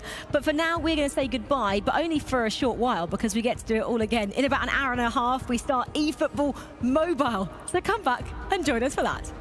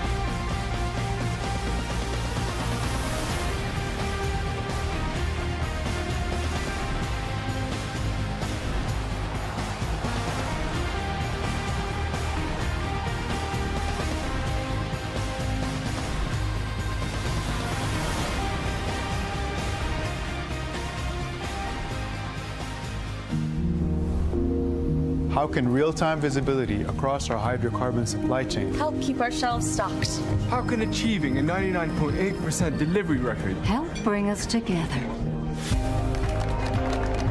By continually asking how, we provide reliable access to energy for everyone we serve.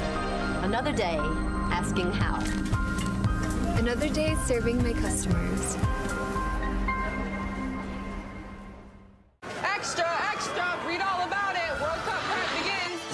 Your heads, folks. Trading for World Cup in North America has begun, and you would not believe what these guys are up to. White 17, white 17, hot!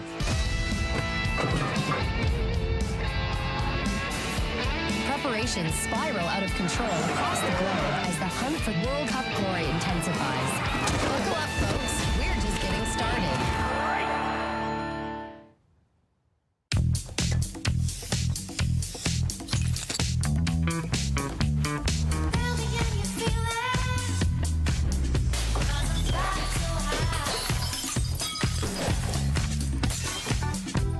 What was that? Smells finer than the finest perfumes. New Axe Fine Fragrance. The digital world speaks the language of zeros and ones. And now, with advanced digital systems, countless new numbers join the field.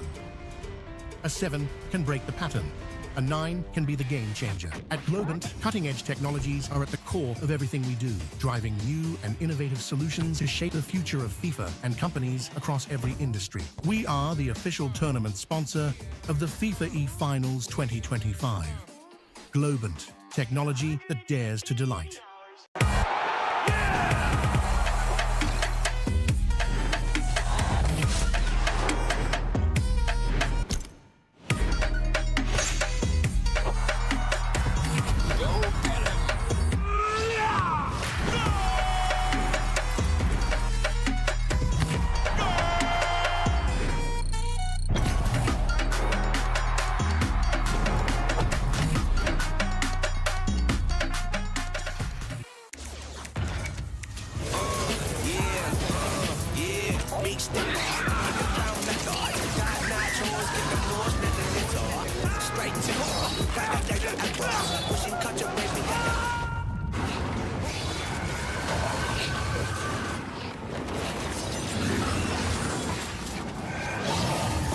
future impossible with the AI-powered Legion Pro